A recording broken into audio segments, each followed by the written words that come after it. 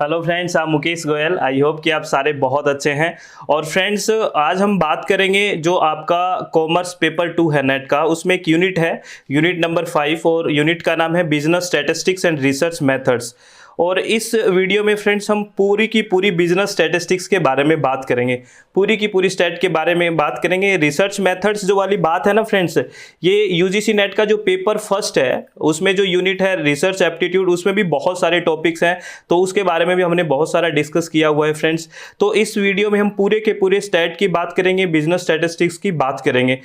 और ये unit commerce का जो पेपर है उसके लिए तो इम्पोर्टेंट है ही है फ्रेंड्स, साथ में जो इन्वायरमेंटल साइंस का सेकंड पेपर है ना फ्रेंड्स, उसके लिए भी बहुत इंपॉर्टेंट है।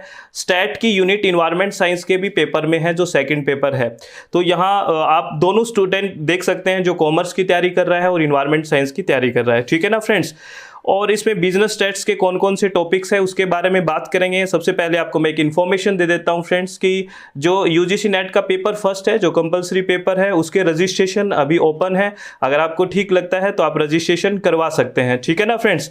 तो बात करते हैं बिजनेस स्टैटिस्टिक्स के कौन कौन से टॉपिक्स हैं आपके सिलेबस में।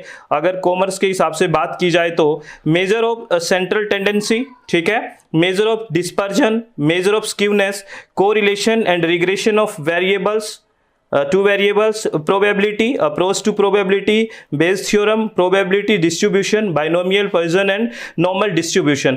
ये जो लास्ट वाला पोर्शन है ये थोड़ा नया जुड़ा है, अपडेटेड सिलेबस के अकॉर्डिंग है फ्रेंड्स, ठीक है। तो ये 6 टॉपिक्स दिए हुए हैं आपकी यूनिट में, तो इस 6 टॉपिक्स के बारे में हम बात करेंगे। और ये पूरी की पूरी यूनिट है, उसमें बाकी का पोर्शन है वो रिसर्च वाला है, डाटा कलेक्शन, सैम्पलिंग वगैरह के बारे में बात की गई है। और हाइपोथेसिस टेस्टिंग है इसमें ना, ये भी बहुत इंपॉर्टेंट है, इसका भी एक वीडियो बनाएंगे, उसके बारे में हम बात करेंगे फ्रेंड्स। तो आज हम इन 6 टॉपिक्स के बारे में बात करते हैं, ठीक है ना फ्रेंड्स। तो सबसे पहला जो टॉपिक अपना है वो क्या है, फर्स्ट टॉपिक है मेजर ऑफ सेंट्रल टेंडेंसी, ठीक है ना। सेंट्रल टेंडेंसी का क्या होता है, सबसे पहले हम इस बारे में बात करते हैं। तो जो सेंट्रल टेंडेंसी है वो एक स्टैटिस्टिकल मेजर है फ्रेंड्स। और सेंट्रल टेंडेंसी होती क्या है, एक्चुअली में एक ये सिंगल वैल्यू होती है। क्या होती है फ्रेंड्स, एक सिंगल वैल्यू होती है जो सारे के सारे ग्रुप को रिप्रेजेंट कर सकती है ना। एक सिंगल वैल्यू है जो एंटायर ग्रुप को क्या करती है, रिप्रेजेंट करती है, ये एक सेंट्रल टेंडेंसी होती है, ठीक है ना। और इसको सामान्यतः सेंट्रल टेंडेंसी को ही हम एवरेज भी बोल देते हैं। और सेंट्रल टेंडेंसी निकालने के कई सारे मेथड्स हैं, ठीक है ना। सेंट्रल टेंडेंसी को मेजर करने के कई सारे मेथड्स हैं, जैसे हम मीन से भी सेंट्रल टेंडेंसी निकालते हैं, मॉड से भी निकालते हैं, मीडियन से भी निकालते हैं, ज्योमेट्रिक मीन से भी निकालते हैं, हार्मोनिक मीन से भी निकालते हैं। यानी कि वो सारे के सारे सेंट्रल टेंडेंसी निकालने के मेथड्स हैं। और सेंट्रल टेंडेंसी होती क्या है, एक सिंगल वैल्यू होती है फ्रेंड्स जो इंटायर ग्रुप को, पूरे ग्रुप को रिप्रेजेंट कर सकती है, ठीक है ना फ्रेंड्स। ठीक है, इसके बारे में हम तो इनके जो कौन कौन से मेथड्स हैं वो बहुत इंपॉर्टेंट है, ठीक है ना, इसके बारे में हम बात करेंगे। यानी कि types of measure of central tendency, तो अर्थमेटिक मीन है जो यानी कि सिंपल या वेटेड मीन होता है, मीडियन, मॉड, जियोमेट्रिक मीन और हार्मोनिक मीन है, ठीक है। तो सबसे पहले हम बात करते हैं अर्थमेटिक मीन के बारे में। ये बहुत सी सिंपल है, अर्थमेटिक मीन के बारे में तो सब लोग जानते ही हैं। क्या होता है कि जितनी भी हमारे पास जो आइटम्स दी होती हैं, वैल्यूज दी होती हैं, उनको ऐड कर देते हैं, और जितने भी नंबर और टर्म्स दिए होते हैं उससे हम डिवाइड कर देते हैं, अर्थमेटिक मीन आ जाता है। जैसे 5, 3, 2, 7, 9 ये दिया हुआ है तो सबको प्लस कर दिया इनको, और प्लस में वो वैल्यू आई तो इनको 1, 2, 3, 4, 5 से डिवाइड कर दिया, तो ये क्या आ गया, अर्थमेटिक मीन आ गया, ठीक है ना फ्रेंड्स। तो ये तो एक सिंपल सी है, कोई वो नहीं है। इसमें जो याद रखने वाली बात है और एग्जाम के पॉइंट ऑफ व्यू से बहुत ही इंपॉर्टेंट स्टेटमेंट है, उसको आपको ध्यान रखना है फ्रेंड्स। वो स्टेटमेंट क्या है इस बारे में आपको ध्यान रखना है। तो वो स्टेटमेंट क्या है, ये कह रहा है कि the sum of deviation of the item from their arithmetic mean is always 0। ये बात आपको ध्यान रखनी है, ये ऑब्जेक्टिव टाइप पेपर के लिए बहुत अच्छी बात हो सकती है। ये स्टेटमेंट आपसे पूछा जा सकता है। ये क्या कह रहा है कि the sum of deviation of the item from their arithmetic mean is always 0। इसको हम थोड़ा सा एक एग्जांपल से समझ लेते हैं। इस बात को आपको नोट डाउन कर लेना है, ये एग्जाम के पॉइंट ऑफ व्यू से बहुत ही इंपॉर्टेंट है। तो ये कह रहा है कि डेविएशन का जो सम होता है, जो सम ऑफ डेविएशन होता है अपने आइटम का, किससे, इसका अर्थमेटिक मीन से, वो हमेशा 0 होता है। इसको हम ध्यान रखते हैं। देखना, एक्चुअली में आपके पास कुछ वैल्यूज दी हुई है, जैसे 1, 5, 10, 15 और 19, ठीक है ना। ये आपको क्या दिया गया है, वैल्यू दी गई है। और इसका एब्सोल्यूट क्या देखना है आपको, डेविएशन देखना है, ठीक है। तो सबसे पहले अगर हम बात करें इसका जो मीन आया वो क्या आएगा, इसका जो मीन आएगा 5 वैल्यू का, इस वैल्यू का मीन आ गया हमारे पास 10, क्या आ गया, 10 आ गया, ठीक है। तो 10 1 से कितना डेविएट है, हम इसको माइनस करते हैं, 9 है, ठीक है। 10 5 से कितना है, 5 है। 10 10 से 0 है। 10 15 से -5 है। और 10 19 से -9 है, ठीक है ना। और यहां पे आपको एक बात याद रखनी है कि साइन को इग्नोर नहीं करना है, ये आपको बात याद रखनी है। आगे आप मीडियन वगैरह पढ़ोगे, वहां पे साइन को हम इग्नोर कर देंगे, यहां पे साइन को इग्नोर नहीं करना है। तो ये स्टेटमेंट क्या था फ्रेंड्स, ये कहता है कि जो मीन से डेविएशन है उसका सम हमेशा 0 आता है, यही तो स्टेटमेंट था। ये वैल्यू मीन है हमारी, ये वैल्यू मीन है कि नहीं है, ठीक है ना। और इससे डेविएशन ये है, वैल्यू का, हर वैल्यू का डेविएशन ये आ रहा है ना। तो अगर इसको जोड़ेंगे तो ये कह रहा है कि सम है वो 0 आ रहा है। तो जोड़ के देखो, ये प्लस के 9 है, ये प्लस के 5 है, ये माइनस के 5 है, ये माइनस के 9 है। तो 9 5 9 5 कट गए, 0 बच गया कि नहीं बच गया। यही स्टेटमेंट था फ्रेंड्स, वो आपको ये स्टेटमेंट ध्यान रखना है, ठीक है। ये एग्जाम के पॉइंट ऑफ व्यू से बहुत अच्छा स्टेटमेंट है फ्रेंड्स, ठीक है। आगे बात करते हैं नेक्स्ट, इसकी लिमिटेशन क्या है, किसकी लिमिटेशन की बात कर रहा है ये, अर्थमेटिक मीन की क्या लिमिटेशन है, ये अफेक्टेड बाय एक्सट्रीम वैल्यूज। इस बात से आपसे समझ रहे होंगे कि ये लिमिटेशन क्यों है, क्योंकि अगर देखो, अगर बात करें 5, अभी ऊपर वाला ही स्टेटमेंट ले लेते हैं। ऊपर वाला स्टेटमेंट जैसे हमारे पास ये था, जैसे 1 10 1 5 10 15 और 19, इसका अर्थमेटिक मीन जो हमारे पास आया वो 10 निकल के आया। अगर यहां पे मैं मान लो एक वैल्यू रख देता हूं 200, 200 एक वैल्यू रख दी, तो अगर इसका अब जोड़ के मीन निकालोगे तो मीन बहुत ही ज्यादा आ जाएगा कि नहीं आ जाएगा। और वहां पे पूरी की पूरी जो मीन को ये इफेक्ट कर देगा कि नहीं कर देगा। तो ये क्या है, ये लिमिटेशन है। अगर कोई ऐसी वैल्यू आ जाती है जो बहुत डिफरेंट इसमें कैलकुलेट हो जाती है, तो वो पूरे के पूरे कैलकुलेशन को क्या कर देती है, इफेक्ट कर देती है, ठीक है ना फ्रेंड्स। तो ये इसकी एक लिमिटेशन है, ये हमें ध्यान रखना है, ठीक है ना फ्रेंड्स। और ये मीन की बात थी। अगर हम बात करें मीडियन की, तो मीडियन में क्या है, मीडियन को पोजिशनल एवरेज भी बोलते हैं, ये आपको एग्जाम के पॉइंट ऑफ व्यू से ध्यान रखना है। मीडियन को क्या बोलते हैं फ्रेंड्स, पोजिशनल एवरेज भी बोलते हैं। और इसमें क्या होता है कि जो आपके पास आइटम्स दिए हुए होते हैं फ्रेंड्स, उसको स्मॉलेस्ट टू लार्जेस्ट या लार्जेस्ट टू स्मॉलेस्ट हम रखते हैं, ठीक है ना। तो हमने इसको स्मॉलेस्ट टू लार्जेस्ट रख दिया, यानी कि एक आइटम्स दिए हुए हैं बहुत सारे, जैसे 10 15 20 30 40, तो इसमें एक सीक्वेंस में हमने रख दिया, बढ़ते हुए क्रम में लार्जेस्ट की तरफ रख दिया। उसके बाद में क्या होगा, तो मिडल टर्म ले लेंगे, और मिडल टर्म ही क्या होती है, मीडियन होती है। लेकिन आप इस बात में ध्यान रखना, अगर हमारे पास ओड नंबर है, तो जैसे 11 है, तो 11 में तो क्या होगा, 5 ऊपर के छोड़ देंगे, 5 नीचे के छोड़ देंगे, तो बीच वाला 11 का आ गया मीडियन, ठीक है ना, वो मिडिल नंबर हो गया। लेकिन अगर यही इवन हो जाए, 12 हो जाए, तो क्या होगा, तो इसमें क्या होगा, इवन नंबर में जो पोजीशन 5 6 पे है उनको जोड़ के उसका 2 से डिवाइड कर देंगे। तो इवन में वो ध्यान रखना है फ्रेंड्स, ठीक है ना, डिवाइडेड बाय 2। तो इसका आप एग्जाम के पॉइंट ऑफ व्यू से बात करें तो बहुत सिंपल बात थी। लेकिन अगर एग्जाम में क्या आ सकता है कि पोजिशनल एवरेज किसको बोला जाता है, मीडियन को बोला जाता है, ये आपसे पूछा जा सकता है फ्रेंड्स, ये थोड़ा सा आपको ध्यान रखना है। और ये प्रॉपर्टीज है ना, ये थोड़ी इंपॉर्टेंट है। तो प्रॉपर्टी ऑफ मीडियन में क्या है, याद रखना, ये जो हम पहले हम बात करके आए हैं मीन के बारे में, और मीन में आपने देखा होगा कि हमने साइन को इग्नोर नहीं किया था। वहां 0 वैल्यू आ रही थी, आपको पता है ना, +5 +9 -9 -5 कट गए थे, वहां पे हमने साइन को इग्नोर नहीं किया था। यहां ये स्टेटमेंट देखना, ये कह रहा है the sum of deviation of the item from median ignoring sign is the list. ये पहली बात तो इसमें क्या करना है, साइन को इग्नोर करना है, किसमें, मीडियन में। मीन में साइन को इग्नोर नहीं करना।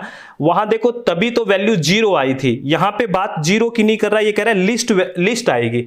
आप कभी भी मीन, मीडियन, मॉड या कुछ भी निकाल लें, ठीक है ना, अगर उससे डेविएशन निकालते हो वो हमेशा ही लिस्ट ही आता है। अगर आप एज्यूम्ड वैल्यू से निकालते हो, तो कोई भी एज्यूम्ड वैल्यू मान के अगर आप निकालते हो और उसका कंपेयर आप मीन, मीडियन या मॉड से करते हो, तो हमेशा लिस्ट ही आता है फ्रेंड्स, कम ही आता है। वहां हमने लिस्ट शब्द इसलिए यूज नहीं करा मीन में, क्योंकि वहां पे हमने साइन को इग्नोर नहीं किया था और वहां पे 0 आ रहा था, तो इसलिए हमने उस चीज को इग्नोर, वो लिस्ट ना बोल के 0 बोल दिया। लेकिन यहां पे हम इग्नोर नहीं कर रहे साइन को, प्लीज ध्यान रखना, इसलिए हम क्या कर देते हैं, यहां पे एक लिस्ट वैल्यू आ जाएगी, ठीक है ना फ्रेंड्स। तो इसका एग्जाम्पल देने का मेरे हिसाब से आप लोग समझ ही गए होंगे, बहुत समझदार हैं। इसमें मैं कहना क्या चाह रहा हूँ, ठीक है ना। 10, 20, 30, 40, 50 मान के आप देख लेना और उसकी वैल्यू आ जाएगी फ्रेंड्स, ठीक है ना।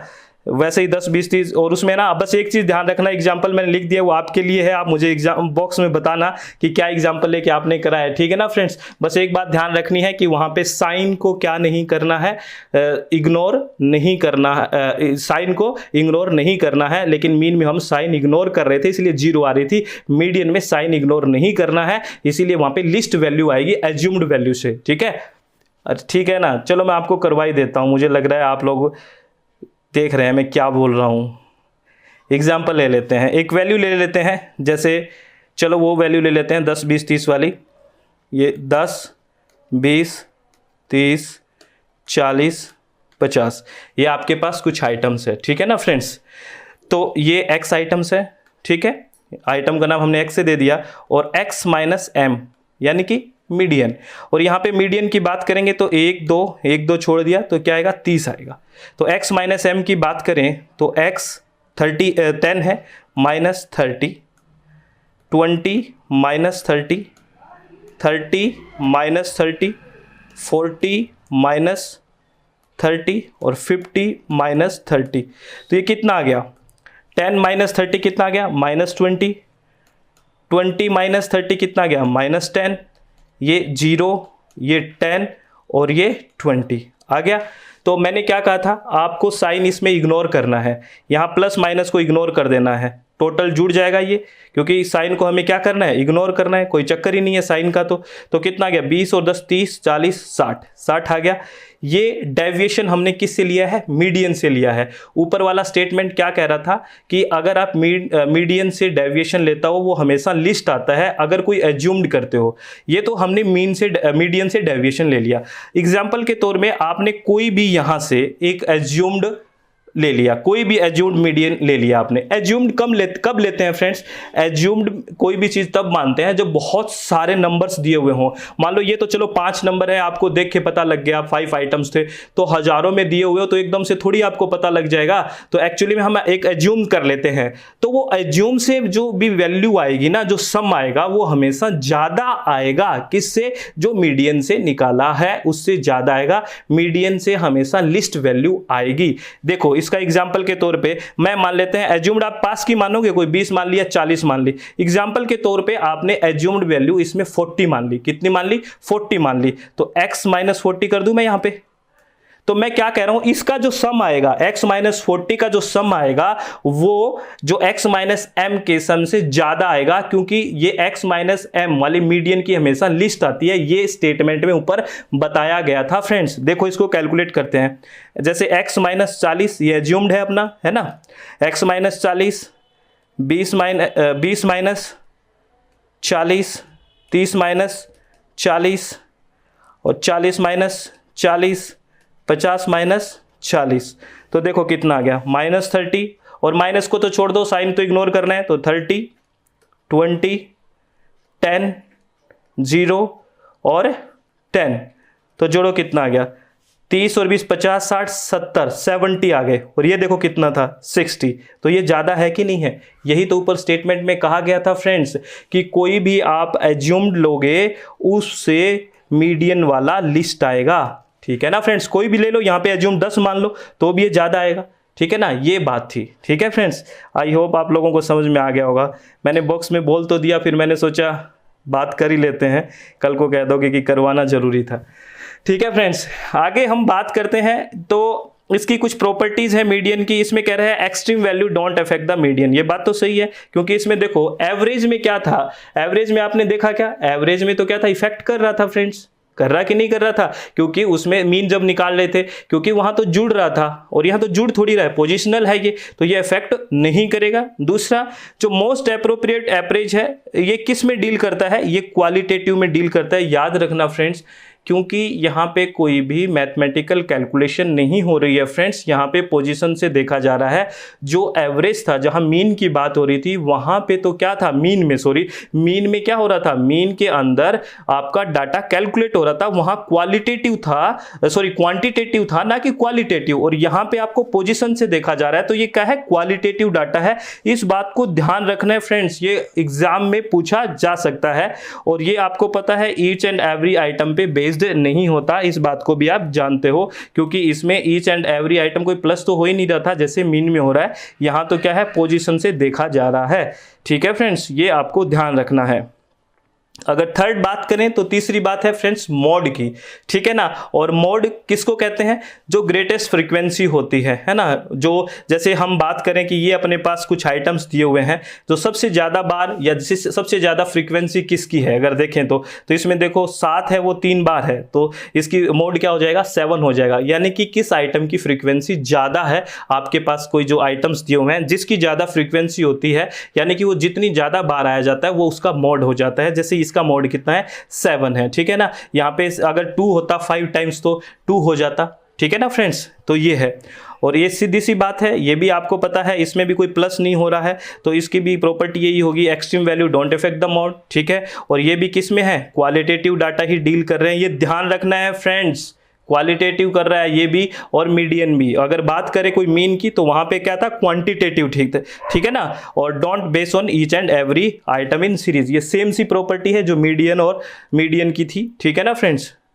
आगे नेक्स्ट बात करते हैं फ्रेंड्स, ये फॉर्मूला है ना फ्रेंड्स, अगर हम इतनी बातें करके आए हैं मीन, मीडियन और मोड के बारे में, ये सबसे मोस्ट इंपॉर्टेंट है ऑब्जेक्टिव टाइप क्वेश्चन के लिए। सबसे ज़्यादा अगर नेट में पूछा जाता है ये बहुत बार, mode equal to 3 median minus 2 mean, ये बहुत बार पूछा जाता है। और फ्रेंड्स एक बात याद रखना, इस फॉर्मूले को आप ऐसे रट लेना, इसकी पोजीशन चेंज की जाती है, इसको कभी मीडियन को इधर ले आएंगे, मीन को इधर ले आएंगे, तो आपको वो करना तो आता ही होगा, ठीक है ना।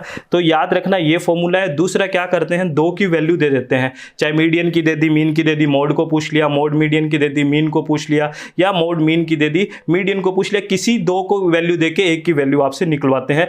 तो ये मोस्ट इंपॉर्टेंट फॉर्मूला है फ्रेंड्स, जहां भी किसी भी पेपर में स्टैट लगता है उसके लिए मोस्ट इंपॉर्टेंट फॉर्मूला है, प्लीज इसको ध्यान रखना है, ठीक है ना फ्रेंड्स। और ये आगे जीएम क्या है, जियोमेट्रिक मीन है। तो इसका जियोमेट्रिक मीन में क्या होता है, ये क्या कह रहा है कि कोई भी जितने भी आइटम्स दिए हुए हैं आपको, ठीक है ना, उसका प्रोडक्ट, ठीक है ना, उसका प्रोडक्ट निकालना, यानी कि उसका इनटू करना।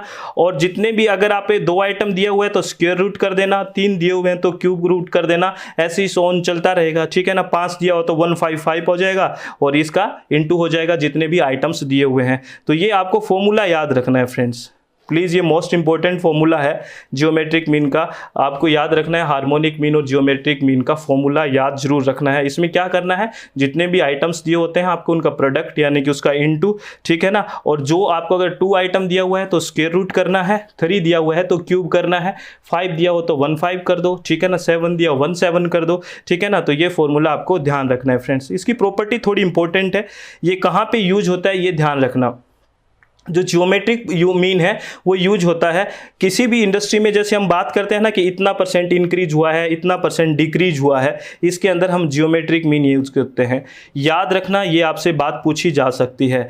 जब हम किसी भी इंडस्ट्री में ये बात करते हैं ना कि इतना % इंक्रीज हुआ है, इतना % कोई चीज़ डिक्रीज हुई है, तो उसमें किसका यूज़ करते हैं, जियोमेट्रिक मीन का यूज़ करते हैं। और या फिर जब हम इंडेक्स नंबर बनाते हैं, इंडेक्स नंबर क्या होती है फ्रेंड्स, जब हम कोई भी अपनी, मान लो कोई भी जो चीज़ थी उसकी रिसेंट की वैल्यू हम देखते हैं कि उसकी रिसेंट वैल्यू क्या है, निकालने के लिए हमें इंडेक्स नंबर निकालते हैं, तो उसके लिए भी हम जियोमेट्रिक मीन का यूज़ करते हैं, ठीक है ना फ्रेंड्स।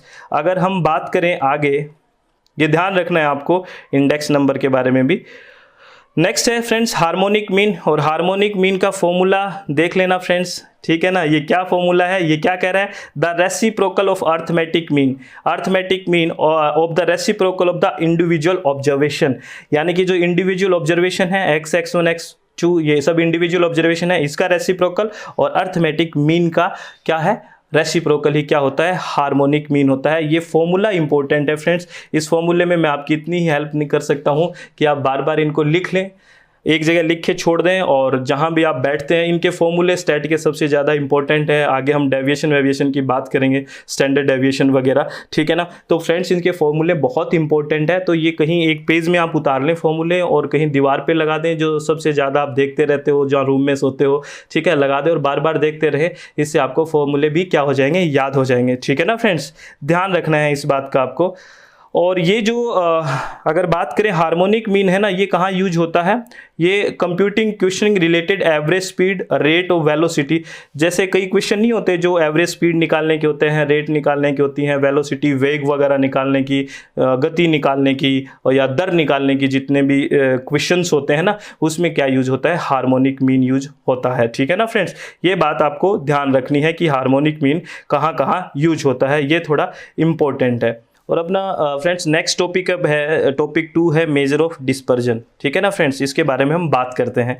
और मेजर ऑफ डिस्पर्जन के बारे में बात करने से पहले कुछ यहाँ पे साइन दिए हुए हैं, सिंबल दिए गए हैं, और इन सिंबल को आपको ध्यान रखना है फ्रेंड्स, है ना। ये पूरी स्टेट में ही काम आते हैं, तो आपको ध्यान रखना है। अगर मीन की बात करें तो म्यू भी यूज होता है और एक्स बार भी यूज होता है।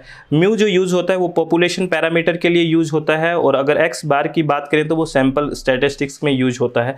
ये थोड़ा आपको ध्यान रखना है। अगर पॉपुलेशन में यूज करते हैं, पॉपुलेशन पैरामीटर में, तो म्यू यूज करते हैं, और सैंपल में यूज करते हैं तो एक्स बार यूज करते हैं। ये एक बार फर्स्ट पेपर में भी कुछ यहाँ से क्वेश्चन जनरेट किया गया था, ठीक है ना। स्टैंडर्ड डेविएशन को हम सिग्मा से लिखते हैं, ठीक है ना, अगर पॉपुलेशन में हो। अगर सैंपल में हो तो एस से लिखते हैं। वेरिएंस को हम लिखते हैं सिग्मा स्क्वायर से, अगर पॉपुलेशन की बात हो, और अगर सैंपल की बात हो तो एस स्क्वायर लिखते हैं। और स्टैंडर्ड एरर को हम लिखते हैं सिग्मा अपॉन रूट एन, और अगर बात हो सैंपल की तो उसमें लिखते हैं एस अपॉन रूट एन। तो ये चीज़ें आपको ध्यान रखनी है फ्रेंड्स, ये सिंबल्स हैं, ये आपको ध्यान रखना है, ठीक है ना फ्रेंड्स। आगे इस चैप्टर की हम शुरुआत करते हैं फ्रेंड्स, ठीक है। डिस्पर्जन का मतलब क्या होता है फ्रेंड्स? डिस्पर्जन का मतलब होता है कितनी स्कैटरिंग है, कितना स्प्रेडनेस है। कुछ आपके पास एक सीरीज़ दी हुई है फ्रेंड्स ना, कोई भी एक सीरीज़ दे रखी है, तो आप में ये देखते हैं कि इसमें जो आइटम्स है वो कितना डिस्पर्स है, ठीक है ना। तो डिस्पर्जन एक तरह से हम दो आधार पे, दो बेस पे देख सकते हैं फ्रेंड्स। एक तो हम डिस्पर्जन ये देख सकते हैं कि इंडिविजुअल से वो कितना दूर है, हर आइटम इंडिविजुअल आइटम से कितना दूर है, या फिर हम क्या करते हैं पूरी सीरीज़ का एक मीन निकाल लेते हैं, और मीन से हर एक वैल्यू कितनी दूर है ये हम देखते हैं। मतलब डिस्पर्जन का मतलब होता है कितनी स्कैटरिंग है, कितना डिस्पर्स है, कितना फैलाव है, ये हम देखते हैं उस सीरीज में। ये आपको ध्यान रखना है, ठीक है ना फ्रेंड्स। जैसे अगर हम इंडिविजुअल आइटम की बात करते हैं, ठीक है ना, वेरियस अमंग देम सेल्व्स जिसमें बात की गई है ना, और एक बात की गई है अराउंड एन एवरेज। जैसे हम बात करें कि 10, 20, 30, 40, 50, ये आपके पास कुछ आइटम दिया हुआ है, तो इंडिविजुअल डिस्पर्जन अगर एक दूसरे का देखें तो जैसे 10 से 20 का डिस्पर्जन 10 हो गया, ऐसे ही ये इंडिविजुअल डिस्पर्जन हो गया। अगर हम क्या करें, इसका एक मीन ले लें, जैसे 50 और 40 90, 90 और 30 120, 110, 120 और 140 और 150 हो गया। 5 से हम डिवाइड कर दें इसको, तो एक जो मीन वैल्यू आ गई हमारे पास। अगर उस मीन वैल्यू का हम यहाँ पे डेविएशन देखें तो ये भी हम एक डिस्पर्जन देखें, तो ये होता है कि मीन वैल्यू से इंडिविजुअल वैल्यू का डिस्पर्जन देखना। दो बेस पे हम देख सकते हैं, ठीक है ना फ्रेंड्स, ठीक है। तो आगे बात करते हैं, ये दो आधार पे हम डिस्पर्जन देखते हैं। आगे क्या है फ्रेंड्स, जैसे ये देखो, ये बड़ा एक अच्छी चीज़ है फ्रेंड्स, आपको इसमें समझना है। दो इसमें डिस्पर्जन दिखाया हुआ है, आपसे स्कैटरिंग दिखाई हुई है आपको। एक वैल्यू हमारे पास है, देखो 0 से लेके 230 तक, ठीक है ना। इसको गौर से समझना फ्रेंड्स, ये बहुत अच्छी आपको समझ में आएगा बात को मैं कहना क्या चाह रहा हूँ। एक वैल्यू आपके पास 0 से है, 230 है, ठीक है, और एक वैल्यू यहाँ देखो 60 से आपको 120 है, ठीक है ना फ्रेंड्स। जो आपको 0 से 230 जो वैल्यू दी गई है, ये कितनी वैल्यूज हैं, आप इनको जोड़ के, और अगर आप इसका एक मीन निकालोगे और इस 60 से 120 के बीच की वैल्यू को जोड़ के मीन निकालोगे, तो दोनों का जो मीन वैल्यू आएगी वो लगभग सेम ही आएगी। हाँ, मेरी बात समझ रहे हैं ना मैं क्या कह रहा हूँ, कि 0 से 230 के बीच जितने भी आइटम्स हैं, इन आइटम्स को जोड़ के और इनका मीन निकालोगे, जो उनका मीन आएगा वही लगभग मीन 60 से लेके 120 के बीच की वैल्यू को ऐड करके और आप भाग दोगे तो वही लगभग मीन आएगा, लगभग सेम सा मीन आएगा। तो इसमें देखो डिस्पर्जन किस में ज़्यादा है, तो 0 से 230 के में यहाँ 230 है, यहाँ 0 है, देखो कितना बड़ा डिस्पर्जन है, ये डिस्पर्जन है, ठीक है ना फ्रेंड्स। ये डिस्पर्जन है। अगर बात करें 60 100 120 के बीच में, ये डिस्पर्जन किससे लिया हुआ है, 100 से डिस्पर्जन ले लिया हमने। मीन वैल्यू एक क्या मान लिया, देखो एवरेज एक 100 मान लिया है। अगर 100 से डिस्पर्जन देखें तो कितना ज्यादा है ना, इस वाले में जो ये ब्लू में दिख रहा है आपको, लेकिन जो रेड में दिख रहा है उसमें डिस्पर्जन देखो कितना कम है, ये देखो है कि नहीं है फ्रेंड्स। तो ये होता है डिस्पर्जन, ठीक है ना। बात मेरी समझ पा रहे हो ना फ्रेंड्स। आगे बात करते हैं और मेथड्स क्या क्या हैं डिस्पर्जन को मेजर करने के। ये फॉर्मूले थोड़े इंपॉर्टेंट है फ्रेंड्स, ध्यान रखने हैं।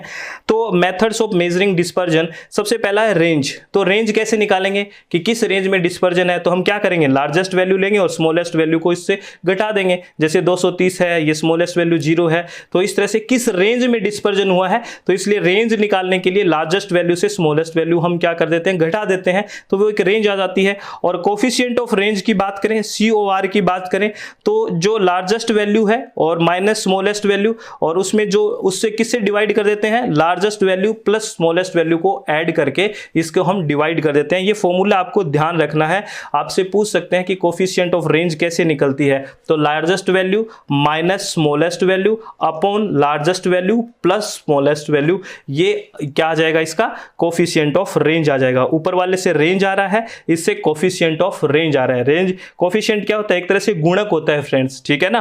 और इंटरकर्टाइल रेंज और कर्टाइल डेविएशन, ये भी बहुत इंपॉर्टेंट है, इसके फॉर्मूले भी बहुत इंपॉर्टेंट है। इंटरकर्टाइल रेंज और कर्टाइल डेविएशन का क्या मतलब है, जो भी आपके पास सीरीज दी हुई है ना, उसको क्वाड्रेट में हम डिवाइड कर देते हैं, आपस में उस सीरीज को, रेंज को हम बांट देते हैं। कैसे हम बात कर रहे हैं देखना फ्रेंड्स। जैसे इंटरकर्टाइल रेंज किस में आएगी, Q3 माइनस Q1। इंटरकर्टाइल रेंज निकालने का जो फॉर्मूला है वो क्या है, Q3 माइनस Q1। अब आपको लग रहा है कि Q3 क्या है, Q1 क्या है, इसके बारे में हम बात करते हैं। आपको फ्रेंड्स एक सीरीज दी हुई है ये, ठीक है ना, एग्जाम्पल के तौर पे ये सीरीज दी हुई है और इस सीरीज में नंबर कितने हैं आपके पास, 12 नंबर है, 13 नंबर है इस सीरीज में। तो इसका हमें Q1 Q2 और Q3 की बात करनी है। तो Q2 क्या होगा फ्रेंड्स, इसका Q2 क्या होगा, मीडियन। इस पूरी की पूरी सीरीज का 13 के 13 जो आइटम है, इसका जब मीडियन निकालेंगे तो वो मीडियन क्या होगा, Q2 होगा। तो इसका मीडियन आ गया 87। आप मेरी बात समझ रहे हो, Q2 क्या आएगा, पूरी की पूरी आपके पास जो 13 आइटम्स की रेंज दी गई है, इसका आपने क्या निकाला, मीडियन निकाला, और ये मीडियन क्या है, Q2 है। क्या है फ्रेंड्स, Q2 है।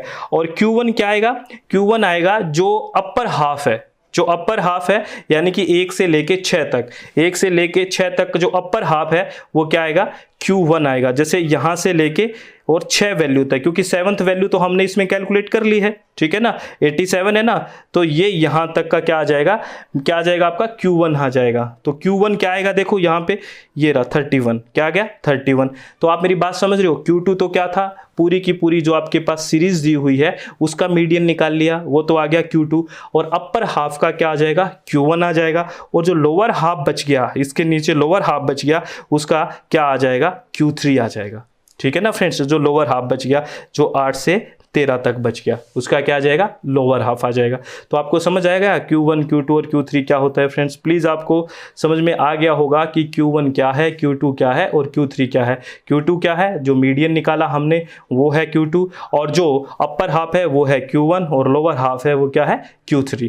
तो इंटरकर्टाइल रेंज निकालने के लिए हमने क्या फॉर्मूला किया था, Q3 माइनस Q1, ठीक है ना। तो यहाँ पे हमने ऊपर देखा है टेबल में, Q3 क्या है 119 है और Q1 क्या है 31 है, तो क्या आ गया 88 आ गया इंटरकर्टाइल रेंज, ये अपना आ गया। ठीक है ना फ्रेंड्स, ये फॉर्मूले आपको याद रखना है, Q1 Q2 और Q3 क्या चीज होती है, ये भी आपको माइंड में रखना है। ठीक है ना फ्रेंड्स। और कर्टाइल डेविएशन निकालने का क्या फॉर्मूला है, Q3 माइनस Q1 अपॉन 2, ये ध्यान रखना है। कर्टाइल डेविएशन निकालने का फॉर्मूला क्या होता है, Q3 माइनस Q1 अपॉन 2, और कोफिशिएंट ऑफ कर्टाइल डेविएशन निकालने का वही बात, अगर हमें कोफिशिएंट निकालना है तो क्या फॉर्मूला है, Q3 minus Q1 upon Q3 plus Q1। आपने देखा होगा ना, ऊपर देखा था लोअर माइनस स्मॉलेस्ट और अपॉन में लोअर प्लस स्मॉलेस्ट, उसी तरह का कोफिशिएंट कर्टाइल डेविएशन में है, उसमें क्या है Q3 माइनस Q1 और Q3 प्लस Q1, ये आपको ध्यान रखना है, ये कोफिशिएंट ऑफ कर्टाइल डेविएशन है। ठीक है ना फ्रेंड्स, प्लीज ये ध्यान रखना है आपको। और बात करें next mean deviation. Mean deviation में क्या होगा फ्रेंड्स, मीन डेविएशन में जो आपके आइटम्स हैं ठीक है, उसमें से जो आपका क्या है मीन है उसका घटा के सबमिशन और डिवाइड किससे करना है, नंबर ऑफ आइटम से। तो इससे क्या आ जाएगा, मीन डेविएशन। क्या आएगा फ्रेंड्स, इससे मीन डेविएशन। मैं प्लीज आपको बार बार कह रहा हूं, रिक्वेस्ट है आपसे, ये सारे फॉर्मूले आपको ध्यान रखने हैं, आपके फॉर्मूले बहुत ज्यादा इंपॉर्टेंट है। और यहाँ पे एक बात याद रखना है, इग्नोर करना है माइनस साइन को मीन डेविएशन में। फिर यही बात है, हमने ऊपर भी बात करी थी कि इसमें हमें साइन को इग्नोर करना है, ठीक है ना फ्रेंड्स, ये आपको ध्यान रखना है। फॉर्मूले तो आपको याद करने लगेंगे, ठीक है ना। और नेक्स्ट हम बात करते हैं, नेक्स्ट हमारे पास है एग्जाम्पल लिया है मीन डेविएशन का, कि जो ये फॉर्मूला है एक बार रख के देख लेते हैं। मीन डेविएशन का जो एग्जाम्पल था उसमें कैसे कैसे होंगे। एग्जाम्पल के तौर पे आप मीन डेविएशन निकालना है, हमारे पास आइटम है 3, 6, 6, 7, 8, 11, 15 और 16। तो सबसे पहले इसका हमें क्या निकालना है, मीन निकालना है। तो इसको हमने जोड़ दिया, नंबर ऑफ आइटम से भाग दे दिया, इसका मीन हमारे पास कितना आ गया फ्रेंड्स, 9 आ गया, ठीक है ना। तो इसके हमें मीन डेविएशन निकालने के लिए जो हमारे पास ये मीन वैल्यू आ गई ना, ये जो मीन वैल्यू आ गई, इससे हम एक एक वैल्यू का क्या देखेंगे, डेविएशन देखेंगे, या एक एक वैल्यू की डिस्टेंस देखेंगे। तो अगर 9 से डिस्टेंस देखें 3 की, तो कितनी है, 6 है ना।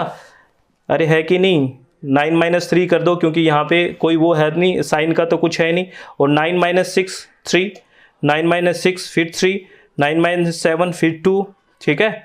और 9 - 8 फिर 1, 9 - 11 2, 9 - 15 फिर कितना गया, 6, ठीक है ना फ्रेंड्स। और 9 - 16 फिर कितना गया, 7 आ गया। तो ये तो क्या आ गया कि जो अपना मीन निकाला था हमने 9, उससे इंडिविजुअल वैल्यू का कितना डिस्टेंस है। और अब क्या करना है, हमें थर्ड स्टेप में क्या करना है, हम उस फॉर्मूले की तरफ चलते हैं, मीन डेविएशन निकालने की तरफ। जो ये हमारे पास डिस्टेंस आई है, इसका हमें क्या निकालना है, मीन निकालना है। और इसका मीन क्या होगा, 30/8 यानी कि 3.75। ये इंपॉर्टेंट है, प्लीज़ थोड़ा पजलिंग है, कोई बात नहीं। पजलिंग क्या था, तो हमें क्या था, मीन डेविएशन निकालना था। तो पहले मीन निकालना है, फिर उसमें डिस्टेंस निकालनी है, फिर डिस्टेंस निकाल के जो वैल्यू आई है उसका मीन निकालना है। ये आया है मीन डेविएशन, ठीक है ना। तो हमारे पास मीन तो आ गया 9 और मीन डेविएशन आ गया 3.75। प्लीज आप लोगों को समझ आ गया होगा, आई होप कि कोई दिमाग में टेंशन तो नहीं हो रही ना। आपको वो फॉर्मूला याद करना है, एक बार दोबारा चित्त को शांत करके रिलैक्स करके एक बार फिर से सुन लेना कि मैंने क्या बोला है, ठीक है। मीन और मीन डेविएशन की बात हुई है, ठीक है। प्लीज रिलैक्स होकर सुनना, सब समझ में आ जाएगा, ठीक है ना। और बात करते हैं नेक्स्ट स्टैंडर्ड डेविएशन का। और स्टैंडर्ड डेविएशन का फॉर्मूला मोस्ट इंपॉर्टेंट है फ्रेंड्स, प्लीज इसको याद रखना है। इसमें मैं आपकी इतनी हेल्प कर सकता हूं कि लिख के रखें और बार बार देखें, याद हो जाएगा। तो ये स्टैंडर्ड डेविएशन का फॉर्मूला है, प्लीज आपको रटना है, याद करना है। कैसे ही करके आपको याद रखना है, x - म्यू का स्क्वायर और अपॉन n और रूट, ये आपको याद रखना है, ठीक है। यहाँ पे है क्या, आपको पता ही है, ये सारी बातें हमने ऊपर टेबल में कर लिया था। और वेरिएंस क्या होता है, सिग्मा स्क्वायर। क्या होता है, सिग्मा स्क्वायर, ये याद रखना है। वहाँ से रूट हटा दो, ठीक है ना फ्रेंड्स, तो वो क्या बन जाएगा, वेरिएंस बन जाएगा। याद रखना है फ्रेंड्स, इसमें प्लीज़ कुछ नहीं कर सकते, इसमें कुछ फॉर्मूले हैं वो बहुत इंपॉर्टेंट है। ये फॉर्मूला भी बहुत इंपॉर्टेंट है। कोफिशिएंट ऑफ वेरिएशन निकालना हो तो क्या होगा, सी वी मतलब coefficient of variation sigma upon mu. और वहाँ पे सिग्मा क्या है, स्टैंडर्ड डेविएशन, म्यू क्या है, मीन है। इसमें आपको फॉर्मूले में बार बार कह रहा हूँ फ्रेंड्स कि याद करना ही पड़ेगा फॉर्मूला, तो ठीक है ना, कोई इलाज अपने पास नहीं है, ठीक है। और नेक्स्ट है friends Lorentz curve. Lorentz curve है ना फ्रेंड्स, ये लॉरेंज कर्व बहुत से एग्जाम्स के लिए इंपॉर्टेंट है। जैसे अगर बात करें कॉम्पिटिटिव एग्जाम और कहाँ पे आता है, सिविल सर्विसेज, आईएएस वगैरह में भी 1-2 बार पूछा गया है, राजस्थान एडमिनिस्ट्रेटिव सर्विसेज में भी पूछा गया है।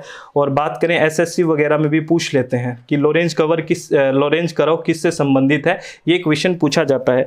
अगर इसको हम पॉलिटिकल साइंस से थोड़ा जोड़कर देखें तो हमारा कुछ फंडामेंटल राइट्स है ना फ्रेंड्स, फंडामेंटल राइट्स हैं, और उसमें 14 से लेके हम आर्टिकल स्टार्ट करते हैं तो वो इक्वलिटी की बात करते हैं, समानता की बात करते हैं। तो लॉरेंज कर्व किसकी बात करता है, जो इनकम इनइक्वालिटी है उसकी बात करता है लॉरेंज कर्व, क्योंकि हमारे जो इनकम की जो असमानता है उसके बारे में लॉरेंज कर्व बात करता है। ये एक ग्राफिकल रिप्रेजेंटेशन है जिसमें इनकम इनइक्वालिटी की बात की जाती है। ये ऑब्जेक्टिव टाइप में सीधा भी पूछा जा सकता है कि लॉरेंज कर्व किससे संबंधित है, रिलेटेड है, तो आपको बताना है ये एक ग्राफिकल रिप्रेजेंटेशन है जिसमें इनकम की इनइक्वालिटी की बात की जाती है, ठीक है ना। और ये मैक्स लॉरेंज के द्वारा दिया गया 1905 में। ठीक है, इसमें कैसे होता है मैं आपसे एक बार इस कर्व के ध्यान से कर्व के बारे में बात करते हैं।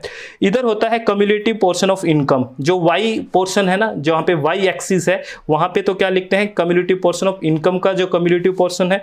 और अगर बात करें एक्स एक्सिस पे तो कम्युलेटिव परसेंटेज ऑफ पॉपुलेशन है। ठीक है ना, ये बात याद रखना कि एक्स पे हमें पॉपुलेशन का परसेंटेज दिखाना है और वाई पे हमें इनकम का परसेंटेज दिखाना है, वाई एक्सिस पे। ठीक है ना, तो इसमें ये जो बीच में दी गई है वो लाइन ऑफ इक्वालिटी है और ये जो रेड में आपको दिख रहा है ये लॉरेंज कर्व है। तो पहले लाइन ऑफ इक्वालिटी की बात करते हैं, ये क्या कह रहा है। मान लो आपके पास, ये एग्जाम्पल के तौर पर समझ रहे हैं फ्रेंड्स, मान लो आपके पास 20 रुपए हैं तो आपने 20 रुपए 20 लोगों में ही वितरित कर दिए। ये 20 रुपए थे, ये 20 रुपए 20 लोगों में कर दिए। 40 रुपए थे, 40 लोगों में कर दिए। 60 रुपए थे, 60 लोगों में कर दिए। 80 रुपए थे, 80 लोगों में डिस्ट्रीब्यूट कर दिए। ठीक है ना, तो स्ट्रेट लाइन बन जाएगी, यानी कि इक्वलिटी की लाइन बन रही है कि नहीं बन रही है। लेकिन कहाँ ऐसा है, ऐसा है क्या, ऐसा नहीं है। बहुत सी रिपोर्ट्स आई हैं उसमें ये बात आ गया है कि जितना हम गुलाम थे, जितनी इनइक्वलिटी पहले थी, आज भी उससे ज़्यादा ही अनइक्वलिटी और हो चुकी है। तो इसमें क्या है, जैसे हमारा आज ये कर्व है, अगर बात करें कि जो 20 अगर बात करें जो 60% जो हमारे पास, मान लो 60 रुपये अपने पास हैं, तो वो डिस्ट्रीब्यूशन कितने के बीच है, यहाँ आ जाओ और ये देखो ये डिस्ट्रीब्यूशन है 80 लोगों के पास, ये लॉरेंज कर्व है। जबकि 60 के पास अगर बात करें तो वो इक्वलिटी की बात आती, लेकिन ये 60 है वो कितने लोगों के पास है, 80 लोगों के पास है। तो ये जो नीचे वाला है जो क्या बताता है, इनकम की इनइक्वलिटी के बारे में बताता है, वो दैट इज लॉरेंज कर्व। क्या है, लॉरेंज कर्व। तो ये स्टेटमेंट से एक गिनी कोफिशिएंट भी इसमें पढ़ते हैं। ठीक है ना, तो आप ये मुझे बताना कि वो क्या होता है गिनी कोफिशिएंट, इसमें पढ़ते हैं, इकोनॉमिक्स वाले भी बहुत पढ़ते हैं। ठीक है ना, तो ये ग्राफिकल रिप्रेजेंटेशन है जो किसका बताता है, इनकम के बारे में बात करता है, इनकम की इनइक्वालिटी के बारे में बात करता है। और हाँ, इसकी PDF की आपको जरूरत होगी ना फ्रेंड्स, क्योंकि आपको पढ़ना भी होता है, तो इसकी PDF की जरूरत होगी। तो आप PDF के लिए अपनी एक वेबसाइट है www.swmg.in, यहाँ पे जाएं।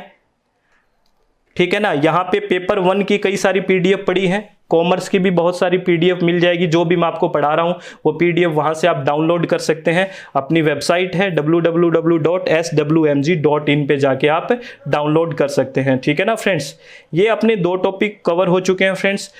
और तीसरे टॉपिक की बात करें, that is measure of skewness. क्या, किसका मेजर करना है, स्क्यूनेस का बात करना है। ये स्क्यूनेस का अगर हिंदी में बात करें, स्क्यूनेस का मतलब होता है तिरछापन, टेढ़ापन। ठीक है ना, और स्क्यूनेस क्या बताता है, स्क्यूनेस आप बताता है आपको असममिति, यानी कि कितनी लैक ऑफ सिमिट्री है, इसके बारे में क्या कौन बताता है, स्क्यूनेस बताता है। एग्जाम के पॉइंट ऑफ व्यू से बहुत इंपॉर्टेंट है। ठीक है ना, तो स्क्यूनेस के बारे में थोड़ा हम जानने की कोशिश करते हैं। स्क्यूनेस क्या बताता है, लैक ऑफ सिमिट्री। ठीक है ना, जो आपके पास फ्रीक्वेंसी डिस्ट्रीब्यूशन है उसमें फ्रीक्वेंसी डिस्ट्रीब्यूशन में कितनी असममिति है, यानी कि कितनी लैक ऑफ सिमिट्री है। थोड़ा सा इसको देख लेते हैं यहीं पे। अगर सिमिट्री की बात करें, सममिति की बात करें, तो सिमिट्री के अंदर जो ग्राफ बनता है वो ये ग्राफ एक तरह से बेल शेप्ड ग्राफ बन गया, सिमिट्री के अंदर बात करें तो। ठीक है ना, एसिमिट्री में यानी कि स्क्यूनेस में क्या हो सकता है कि ये बेल शेप्ड नहीं बनेगा, हो सकता है नहीं होगा कि बेल शेप्ड नहीं बनेगा। किसमें, स्क्यूनेस में, या तो पॉजिटिवली स्क्यूड होगा या नेगेटिवली स्क्यूड होगा। ये आपको ध्यान रखना है, ये आगे हम बात करेंगे। और जो सिमिट्री होती है, जहां पे सममिति होती है, जहां पे सिमिट्री होती है, जहां पे बेल शेप्ड होता है, वहां पे क्या कंडीशन होता है, मीन, मीडियन, मॉड तीनों इक्वल होते हैं। जबकि स्क्यूनेस में ऐसा नहीं होता है, वो हम बात करेंगे। यहीं से ही क्वेश्चन यूजीसी आपको उठाएगा और आपको ध्यान रखना है। ठीक है ना फ्रेंड्स, ठीक है। तो ये स्क्यूनेस का आपकी बेसिक भी बात समझ गए होंगे।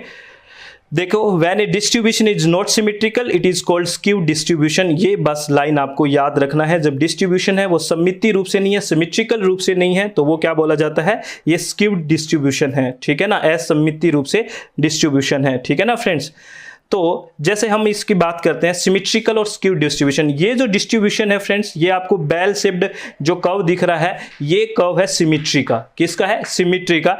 इसमें देखो आपका है मॉड, मीन और मीडियन तीनों बराबर है। मॉड, मीडियन और मीन तीनों क्या है, इक्वल है। ये क्या है, सिमेट्रिकल है। और बात करें स्क्यूड डिस्ट्रीब्यूशन की, स्क्यूड डिस्ट्रीब्यूशन क्या हो सकता है, मैंने बात की थी, नेगेटिवली स्क्यूड भी हो सकता है और पॉजिटिवली स्क्यूड हो सकता है।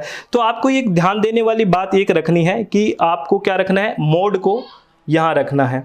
मोड तो ऊपर है ही, सबसे हाईएस्ट फ्रीक्वेंसी में मोड आएगा, ठीक है ना। सबसे हाईएस्ट फ्रीक्वेंसी में क्या होता है, मोड होता है। तो पॉजिटिवली स्क्यूड किसको बोला जाएगा, थोड़ा ध्यान से देखना और ध्यान से सुनना, आपको एग्जाम के पॉइंट ऑफ व्यू से बहुत इंपॉर्टेंट है। पॉजिटिव स्क्यूड में क्या आएगा, जो मोड के राइट साइड में कौन आएगा, मीडियन और मीन आएगा। क्या आएगा, मीडियन और मीन। अगर राइट साइड में स्क्यू होता है दैट इज पॉजिटिवली स्क्यूड, और राइट साइड किसके, मोड को लिया गया है, मोड के राइट साइड में अगर होता है तो वो पॉजिटिवली स्क्यूड है। ध्यान रखना, किसके राइट साइड, मोड के राइट साइड है तो वो क्या है, पॉजिटिवली स्क्यूड है। अगर मोड के क्या है, लेफ्ट में स्क्यूड है तो वो क्या है, नेगेटिवली स्क्यूड है। ध्यान रखना प्लीज फ्रेंड्स, लेफ्ट में कौन आएगा, मीडियन और मीन। अब आपको मेरे को एक बात बतानी है, एक सीक्वेंस आपसे पूछते हैं, आपसे ये पूछ लें कि पॉजिटिवली जो स्क्यूड है या फिर राइट साइड में जो स्क्यूड है उसमें मीन, मीडियन और मोड का हायरार्की क्या होगी, या कौन सी वैल्यू सबसे ज्यादा होगी, तो आप मुझे बताइए। इसमें अगर बात करें पॉजिटिवली स्क्यूड की बात करें या जो राइट साइड में स्क्यूड है, इसमें मोड, मीडियन और मीन में से वैल्यू किसकी ज्यादा है, तो वैल्यू मैं इस एक्सिस पे बात कर रहा हूं ना, ये एक्स एक्सिस पे, ठीक है ना, तो सबसे ज्यादा वैल्यू किसकी है, मीन की, फिर किसकी है, मीडियन की, और सबसे कम इसमें किसकी हो जाएगी, मोड की। तो ये हायरार्की जो है ये आपको ध्यान रखनी है, यानी कि जो पॉजिटिवली स्क्यूड होगा उसमें सबसे बड़ा मीन, फिर मीडियन और फिर मोड, ध्यान रखना है। और नेगेटिवली स्क्यूड में मोड सबसे ज्यादा, फिर मीडियन और फिर मीन। देख लेना आप, चाहे वैल्यू देख लो जाके, नेगेटिवली स्क्यूड में देखो सबसे ज्यादा वैल्यू किसकी है, देखो मोड है, फिर है मीडियन और फिर है मीन। समझ में आ गया ना फ्रेंड्स, ठीक है। तो ये वैल्यू आपको ध्यान रखनी है, ये हायरार्की याद रखनी है, ये एग्जाम में आपसे पूछा जा सकता है, ठीक है ना फ्रेंड्स। और बात करें नेक्स्ट टॉपिक की, और दैट इज टॉपिक नंबर 4, और इसमें है correlation and regression of two variable. Variable क्या होते हैं, चर होते हैं, ठीक है ना, इंडिपेंडेंट वेरिएबल, डिपेंडेंट वेरिएबल, ये होते हैं चर हिंदी में। और कोरिलेशन और रिग्रेशन, आपको मैं एक बात यहां क्लियर कर देता हूं फ्रेंड्स, कोरिलेशन और रिग्रेशन दोनों ही रिलेशन बताते हैं वेरिएबल्स के बीच। थोड़ा चित्त को शांत करके सुनना, कोरिलेशन और रिग्रेशन दोनों ही एक तरह से रिलेशनशिप बनाते हैं या रिलेशनशिप बताते हैं वेरिएबल्स के बीच, लेकिन इसमें थोड़ा डिफरेंस है। वो क्या डिफरेंस है ये ध्यान से सुनना। जो रिग्रेशन है वो एक तरह से एब्सोल्यूट होता है। रिग्रेशन क्या होता है, एब्सोल्यूट होता है, प्रॉपर यूनिट के साथ होता है। कोरिलेशन के अंदर रिलेटिव बात बताई जाती है, रिलेशन बताया जाता है, एब्सोल्यूट नहीं बताया जाता। इस बात को एग्जाम के पॉइंट ऑफ व्यू से आपको ध्यान रखना है, ठीक है ना फ्रेंड्स। और कोरिलेशन में स्पूरियस चीजें भी ली जाती है, ली जा सकती है। जैसे ये भी बोला जा सकता है कि भाई मेरे ना पढ़ाने से, जो मेरे से नहीं पढ़ रहा है उसका जेआरएफ नहीं होगा, मतलब कोई अलग सा रिलेशन बनाया जा सकता है कि मेरी हाइट बढ़ने से उसका वेट बढ़ रहा है। इस तरह की भी बात को रिलेशन में की जा सकती है, लेकिन रिग्रेशन में इस तरह की बात बिल्कुल भी नहीं होगी। प्रॉपर यूनिट से बात होगी, उसमें प्रॉपर एक यूनिट होगा और एब्सोल्यूट बात होगी रिग्रेशन में। ये कोरिलेशन और रिग्रेशन के बीच थोड़ा डिफरेंस है फ्रेंड्स। एग्जाम के पॉइंट ऑफ व्यू से बहुत माइनर सी चीजें हैं, आपको याद रखनी है। तो कोरिलेशन नाम ही बता रहा है कि क्या है, ये रिलेशन है, relationship that exist between two और मोर वेरिएबल्स, या तो दो या दो से ज्यादा जो चर होते हैं, वेरिएबल्स होते हैं, उसके बीच रिलेशन की बात करते हैं। और कोरिलेशन कोएफिशिएंट, जिसको हम आर से डिनोट करते हैं, और इसमें क्या होता है, ये क्या बताता है, स्ट्रेंथ ऑफ रिलेशनशिप। क्या बताता है कि जो रिलेशन है वो कितना स्ट्रेंथ है, कितना मजबूत है, कितना वो चेंज हो रहा है तो दूसरा चेंज हो रहा है, यानी कि जो रिलेशन है वो कितना स्ट्रॉन्ग है। स्ट्रॉन्ग रिलेशन को जानने के लिए क्या हमें कैलकुलेट करना पड़ता है, कोएफिशिएंट, कोरिलेशन ऑफ कोएफिशिएंट। तो ये आपको ध्यान रखना है। Correlation is used to reduce the range of uncertainty of our prediction. इस बारे में क्या है, इसको ध्यान रखना है, इस स्टेटमेंट को। ये स्टेटमेंट बहुत इंपॉर्टेंट है फ्रेंड। कैसे इंपॉर्टेंट है कि ये आपसे पूछा जा सकता है कि हम कोरिलेशन को स्टडी क्यों कर रहे हैं, क्या है कोरिलेशन को स्टडी करने से। एक्चुअली में अगर हम कोरिलेशन स्टडी करते हैं ना फ्रेंड्स, तो हमारे जो प्रिडिक्शन हम कर रहे हैं, वैसे तो प्रिडिक्शन होती है, जो हम प्रिडिक्ट करते हैं वो पूरा निश्चित तो होता ही नहीं, लेकिन उसकी अनिश्चितता को ये कम कर देता है कोरिलेशन। कैसे, मान लो आपने कोई इंडस्ट्री लगाई हुई है और आपने रिलेशन ऐसे कोरिलेशन करके देखा, कुछ सालों का डाटा इकट्ठा करके, वेरिएबल्स को इकट्ठा करके, कि ये करने से ये चेंजेस आ रहे हैं, तो आपके फ्यूचर के लिए अनसर्टेनिटी थोड़ी कम हो गई, क्योंकि आपको पहले से ही आइडिया था कि इन डाटा के बीच या इन वेरिएबल्स के बीच ये रिलेशन था, ये मैंने कैलकुलेट कर लिया था। तो कोरिलेशन का मतलब ये है, या कोरिलेशन को स्टडी करने का काम ही ये है। स्टडी इसीलिए किया जाता है कि आपका जो भी अनसर्टेनिटी है प्रिडिक्शन के बारे में उसको कम करना, रिड्यूस कर देना। अनसर्टेनिटी तो रहेगी क्योंकि आप प्रिडिक्ट ही कर रहे हैं कोई चीज को, लेकिन उसको ये कम कर देता है कौन? कोरिलेशन। इसको आपको ध्यान रखना है, ये बहुत इंपॉर्टेंट बात है एग्जाम के पॉइंट ऑफ व्यू से।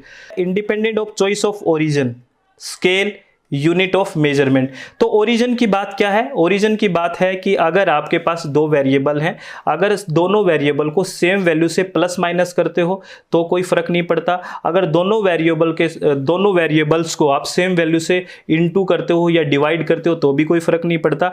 और यूनिट से भी फ्री है, क्योंकि आपको मैंने ये बताया था कि ये ऐसी चीज़ों का भी रिलेशन बता देता है, जैसे हाइट और वेट का रिलेशन बता दिया इसने, ठीक है ना। तो हाइट हम मेजर करते हैं, लेंथ को मेजर करते हैं फीट में कर दिया आपने, और वेट को किलोग्राम में कर दिया, तो सेम यूनिट तो आ ही नहीं सकती ना फ्रेंड्स। तो ये यूनिट से भी क्या है? फ्री है। ये आपको ध्यान रखना है एग्जाम के पॉइंट ऑफ व्यू से, ये इसकी प्रॉपर्टी बहुत ही इंपॉर्टेंट है, क्योंकि रिग्रेशन और कोरिलेशन में यहाँ पे एक डिफरेंस आएगा, वो डिफरेंस आपसे एग्जाम में पूछा जा सकता है, ठीक है। और जो आर की वैल्यू है वो किस किस के बीच रहेगी? -1 से +1 के बीच रहेगी, ये आपको ध्यान रखना है। आर की वैल्यू -1 से +1 के बीच रहेगी, ठीक है ना। और आगे क्योंकि रिलेशन क्या होता है? परफेक्टली भी होता है, बात सुना है ना, हाईली भी होता है, तो ये सारे इसलिए -1 से +1 के बीच रहती है, ठीक है ना।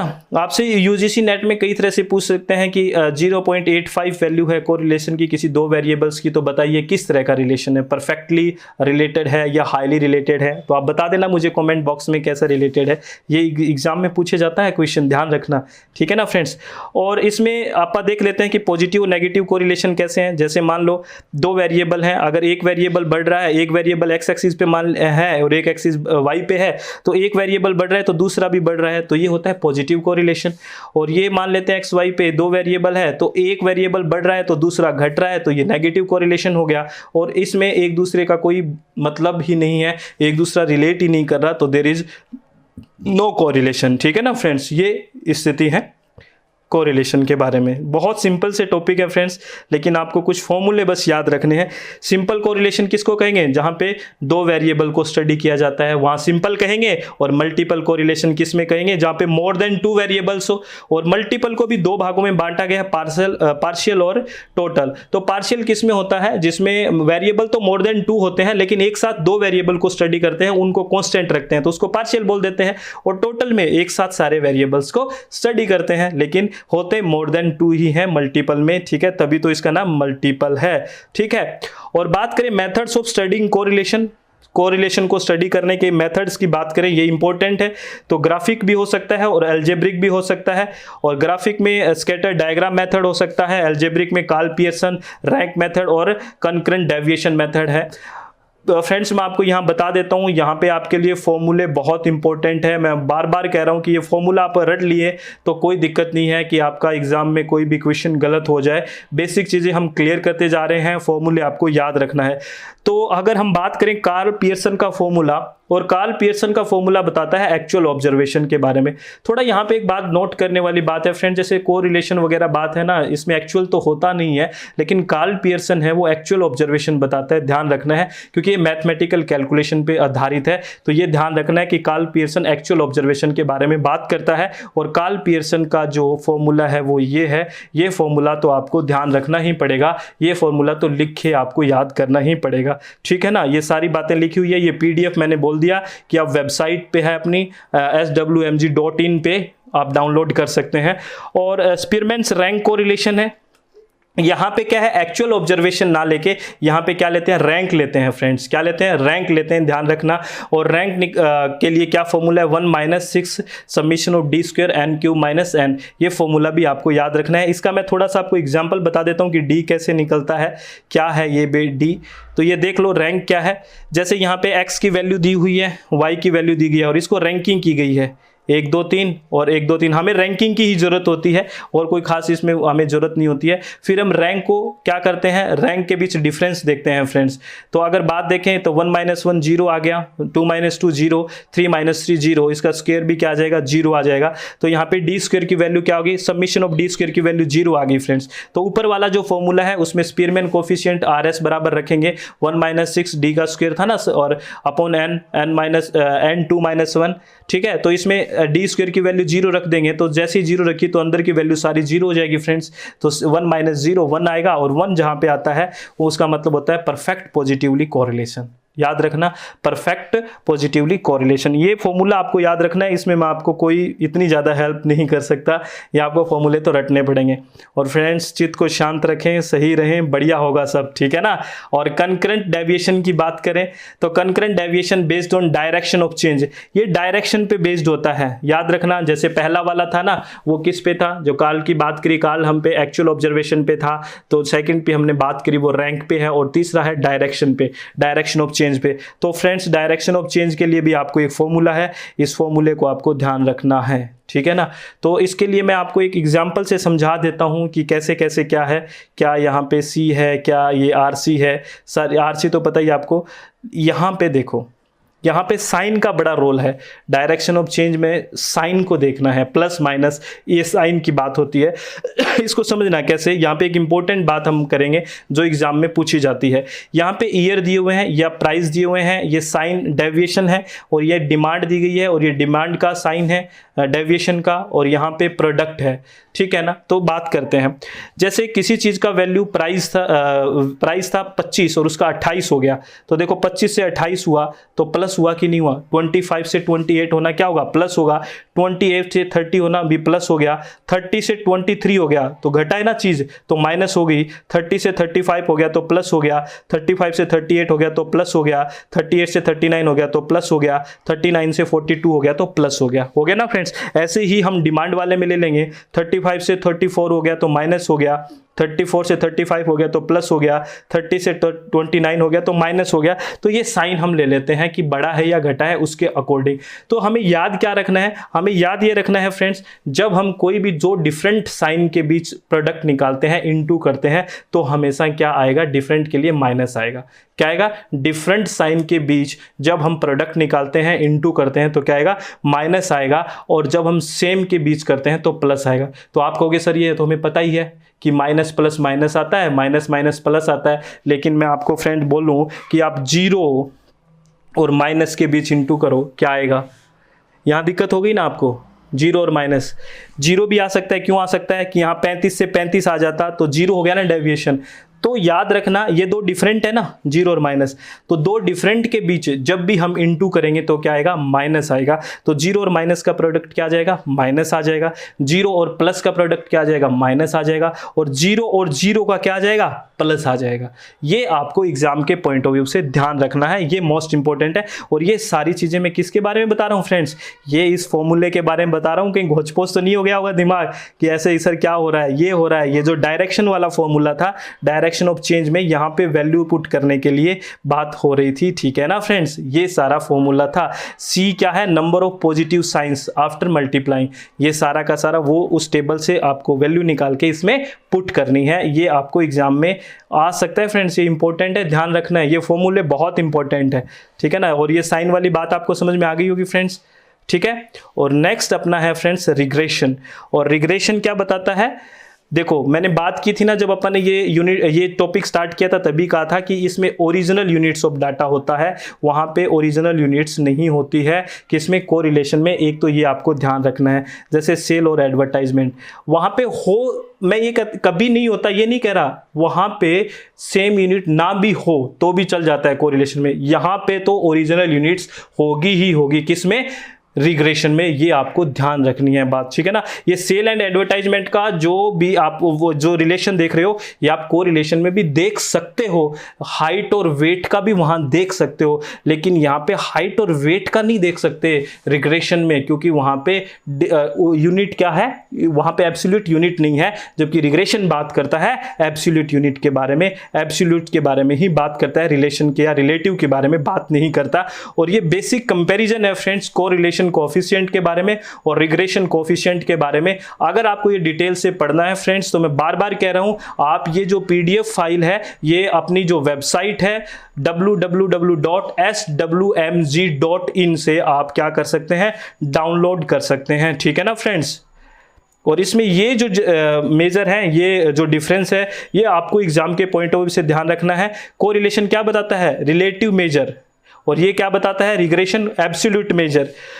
और जो कोरिलेशन है वो इंडिपेंडेंट है किससे, ओरिजिन एंड स्केल दोनों से, ध्यान रखना। और ये क्या है, independent of change of origin not scale.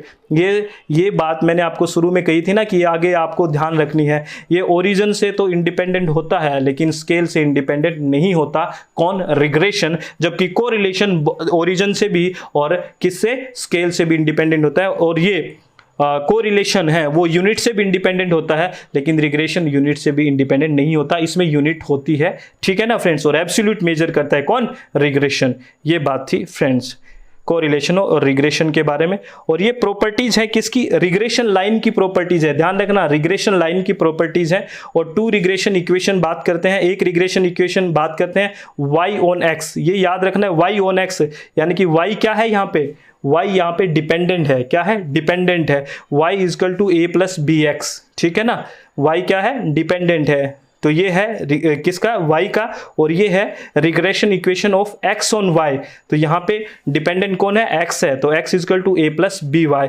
तो ये क्या है, रिग्रेशन है, रिग्रेशन कोएफिशिएंट की बात हो रही है ना। तो प्रोडक्ट ऑफ रिग्रेशन कोएफिशिएंट क्या आएगा, आर स्क्वायर। ये बहुत इंपॉर्टेंट है, प्रोडक्ट ऑफ रिग्रेशन कोएफिशिएंट क्या होता है, आर स्क्वायर। और आर क्या था, कोरिलेशन रिग्रेशन कोएफिशिएंट था ना, कोरिलेशन कोएफिशिएंट था ना, क्या, आर।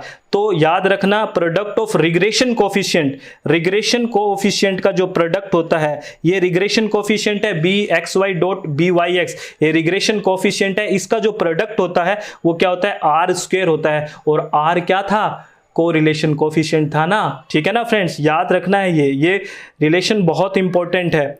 और regression coefficient and correlation coefficient have the same sign, ये ध्यान रखना है, बहुत इंपॉर्टेंट बात है। रिग्रेशन कोएफिशिएंट और कोरिलेशन कोएफिशिएंट क्या रखते हैं, सेम साइन रखते हैं। दूसरी बात, if the R is zero bx by byx are also zero. ठीक है ना, अगर r जीरो है तो bxy और byx भी क्या होगा, जीरो होगा। और तीसरी बात जो याद रखनी है, जो रिग्रेशन लाइन है वो कहाँ पे काटती है, वो मीन पे काटती है। ये 3 चीजें मोस्ट इंपॉर्टेंट है फ्रेंड्स, आपको समझ में भी आ गई होगी। ये तो सब फॉर्मूला बेस्ड है फ्रेंड्स। ठीक है ना, मोस्ट इंपॉर्टेंट बातें हैं, आपको ध्यान रखनी है एग्जाम के पॉइंट ऑफ व्यू से। और एंगल होता है रिग्रेशन लाइन के बीच, वो किस पे डिपेंड करता है, आर पे डिपेंड करता है ना, 90 डिग्री का होगा। ठीक है, फिर यूं रिलेशन बनता जाएगा। ठीक है ना, जब बिल्कुल ही रिलेशन नहीं होगा, ये सारा का सारा एंगल पे डिपेंड करता है। और डिपेंड किस पे करता है, वो वैल्यू किस पे, आर पे। ठीक है ना फ्रेंड्स। और बात करते हैं प्रॉपर्टीज ऑफ रिग्रेशन कोएफिशिएंट। तो रिग्रेशन कोएफिशिएंट में क्या है, वही बात कि आर bxy एंड byx है सेम साइन, यानी कि कोरिलेशन जो कोएफिशिएंट है और रिग्रेशन कोएफिशिएंट है वो सेम साइन होते हैं, यही बात थी। और both can not be greater than 1, ये तो सही बात है क्योंकि दोनों का प्रोडक्ट 1 होना चाहिए ना, दोनों एक से ज़्यादा नहीं हो सकते, ये बात तो है क्योंकि दोनों का प्रोडक्ट क्या होता है, मैक्सिमम तो एक ही होगा ना। तो both can not be greater than 1, एक से ज़्यादा नहीं हो सकते, ध्यान है ना ये बात। ठीक है ना फ्रेंड्स, ये प्लीज़ आप, मुझे ये शक लग रहा है कि आप बोर ना हो जाए। ठीक है ना, independent of origin but not of scale and unit of measurement, ये बात मैंने पहले भी बता दी आपको कि जो रिग्रेशन है वो इंडिपेंडेंट होता है किससे, ओरिजिन से, but not scale and unit of measurement, ये कई बार बात कर चुके हैं। अर्थमेटिक मीन है वो किससे बड़ा होता है, आर से। और आर क्या है, जियोमेट्रिक मीन है। तो आपसे अर्थमेटिक मीन और जियोमेट्रिक मीन का बीच का रिलेशन पूछ ले तो क्या बताओगे, तो arithmetic mean greater than geometric mean. ये बन गया ना फॉर्मूला, मैंने कुछ नहीं किया, आर की जगह जियोमेट्रिक मीन रख दिया बस। ठीक है ना फ्रेंड्स, ये भी ऐसे भी क्वेश्चन पूछ लेते हैं क्योंकि ऑब्जेक्टिव टाइप क्वेश्चन है फ्रेंड्स, कैसे ही तो क्वेश्चन बन सकते हैं। आई होप कि आपको सारी बातें क्लियर हो रही होगी फ्रेंड्स। कुछ भी डाउट रहे ना तो प्लीज़ पूछ लेना, ठीक है ना, बिल्कुल भी मन में शंका नहीं रखनी है। ठीक है ना फ्रेंड्स, ध्यान रखना है सारी चीज़ों का। और अब बात करते हैं फ्रेंड्स टॉपिक नंबर 5 के बारे में। और टॉपिक नंबर 5 का क्या नाम है? प्रोबेबिलिटी, अप्रोच टू प्रोबेबिलिटी और बेस थ्योरम। ये भी इंपॉर्टेंट है, ठीक है ना फ्रेंड्स। और तो सबसे पहले हम बात करते हैं प्रोबेबिलिटी होती क्या है। अपना नाम ही बता रहा है इसका। प्रोबेबिलिटी एक तरह से संभावना है, यानी कि किसी भी चीज़ के कितने पॉसिबल आउटकम हो सकते हैं, कितने संभावना से रिजल्ट या परिणाम आ सकते हैं, पॉसिबल आउटकम कितने हो सकते हैं, ये है प्रोबेबिलिटी। एग्जाम्पल के तौर पे आपने एक कॉइन को टॉस किया, तो कॉइन टॉस करने में जैसे प्रोबेबिलिटी की बात करें तो हेड और टेल आने की संभावना, या तो हेड आएगा या टेल आएगा, ठीक है ना। तो ये होती है प्रोबेबिलिटी। तो हेड आने की प्रोबेबिलिटी क्या होगी? 1/2, और टेल आने की भी प्रोबेबिलिटी क्या होगी? 1/2 होगी, ठीक है ना। तो संभावना, जैसे एक डिस्क है उसके 6 नंबर 1 2 3 4 5 6 होते हैं, तो उसको अगर आपने करा तो 1 आने की संभावना 1/6, 2 आने की संभावना 2/6, 3 आने की संभावना 3/6, यानी कि कितनी पॉसिबल रिजल्ट या आउटकम आपके पास आ सकते हैं, वो होती है प्रोबेबिलिटी, ठीक है ना फ्रेंड्स। तो ये होती है प्रोबेबिलिटी। ये एग्जाम्पल लिखा हुआ है, वही कॉइन वाला दिखा हुआ है, ठीक है ना फ्रेंड्स। ये आप ले सकते हैं, पीडीएफ आपको बता ही दिया, बार बार मैं बोल रहा हूँ कि अपनी वेबसाइट से आप ले सकते हैं swmg.in से, ठीक है ना। कुछ बेसिक टर्म्स हैं। सबसे पहले हम बात करते हैं रैंडम एक्सपेरिमेंट की फ्रेंड्स। रैंडम एक्सपेरिमेंट क्या होता है, इसको थोड़ा गौर से सुनना। Experiment for which the set of possible outcome is known, ठीक है ना, यानी कि कितने पॉसिबल आउटकम आ सकते हैं इसका हमें पता होता है, लेकिन can not be set prior to performing the experiment. इसको कहते हैं रैंडम एक्सपेरिमेंट।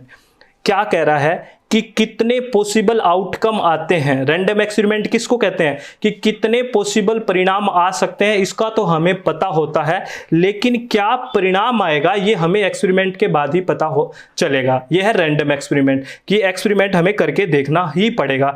जैसे हमने टॉस किया एक कॉइन को, लेकिन कॉइन को टॉस करने से पहले हमें यह तो पता है कि पॉसिबल आउटकम क्या आएगा। सेट ऑफ पॉसिबल आउटकम 2 ही आने हैं, या तो हेड आएगा या फिर टेल आएगा, इसमें से कोई एक आएगा, है ना फ्रेंड्स। तो ये कह रहा है, लेकिन हमें ये नहीं पता पहले कि आएगा क्या, ये तो एक्सपेरिमेंट करने से ही पता लगेगा। तो ये होता है रैंडम एक्सपेरिमेंट, ये आपको ध्यान रखना है, ठीक है ना। रोलिंग ए डाई, ये सारी बात है, ठीक है ना फ्रेंड्स। ये rolling of die. Sample space एक टर्म है। सैंपल स्पेस का क्या मतलब होता है? सैंपल स्पेस का मतलब होता है जो मैक्सिमम आउटकम कितने आने हैं। जैसे रोलिंग एक डाई को रोल करने से मैक्सिमम आउटकम कितना आएगा? 6 आएगा। कितना आएगा? 6 आएगा। 1 2 3 4 5 6 में से कोई भी मैक्सिमम कितना है? 6 है। तो ये हो रहा है सैंपल स्पेस। आप समझ रहे हैं ना, 6 में से कोई सा भी आ सकता है, तो मैक्सिमम आउटकम या कितने हैं? 6 हैं। तो ये है इसका सैंपल स्पेस। और सैंपल स्पेस और आउटकम क्या है? आउटकम यानी कि एक पॉसिबल आने की जो संभावना है। जैसे एग्जांपल के बात करें, in rolling a die 2 is a possible outcome, यानी कि कितने पॉसिबल आउटकम है। तो 2 भी आ सकता है ना इसमें, 1 भी एक पॉसिबल आउटकम है, 3 भी पॉसिबल आउटकम है। तो जो पॉसिबल कोई संभावना से क्या परिणाम आ सकता है, दैट इज आउटकम। और सैंपल स्पेस और आउटकम के बीच का मतलब समझ गए ना। सैंपल स्पेस में जो टोटल कितने आ सकते हैं, ठीक है ना, 6 आ सकते हैं, लेकिन एक आएगा तो एक ही ना, तो वो होगा एक आउटकम यानी कि परिणाम। 6 के 6 एक साथ तो नहीं आएंगे ना फ्रेंड्स, 6 के 6 एक साथ है, उसको क्या बोलेंगे? Sample space. लेकिन जो एक आएगा दैट इज आउटकम, ठीक है ना। आगे बात करते हैं रिलेटिव एक्यूरेंस ऑफ एन आउटकम। ये बड़ा अच्छा है। रिलेटिव एक्यूरेंस का क्या मतलब है? सपोज करिए आपने एक कॉइन को 100 बार टॉस किया, ठीक है ना, कॉइन को 100 बार टॉस किया और हेड इसमें 47 टाइम्स आ गया। कितनी बार? 47 बार हेड आया जब आपने 100 बार कॉइन को टॉस किया।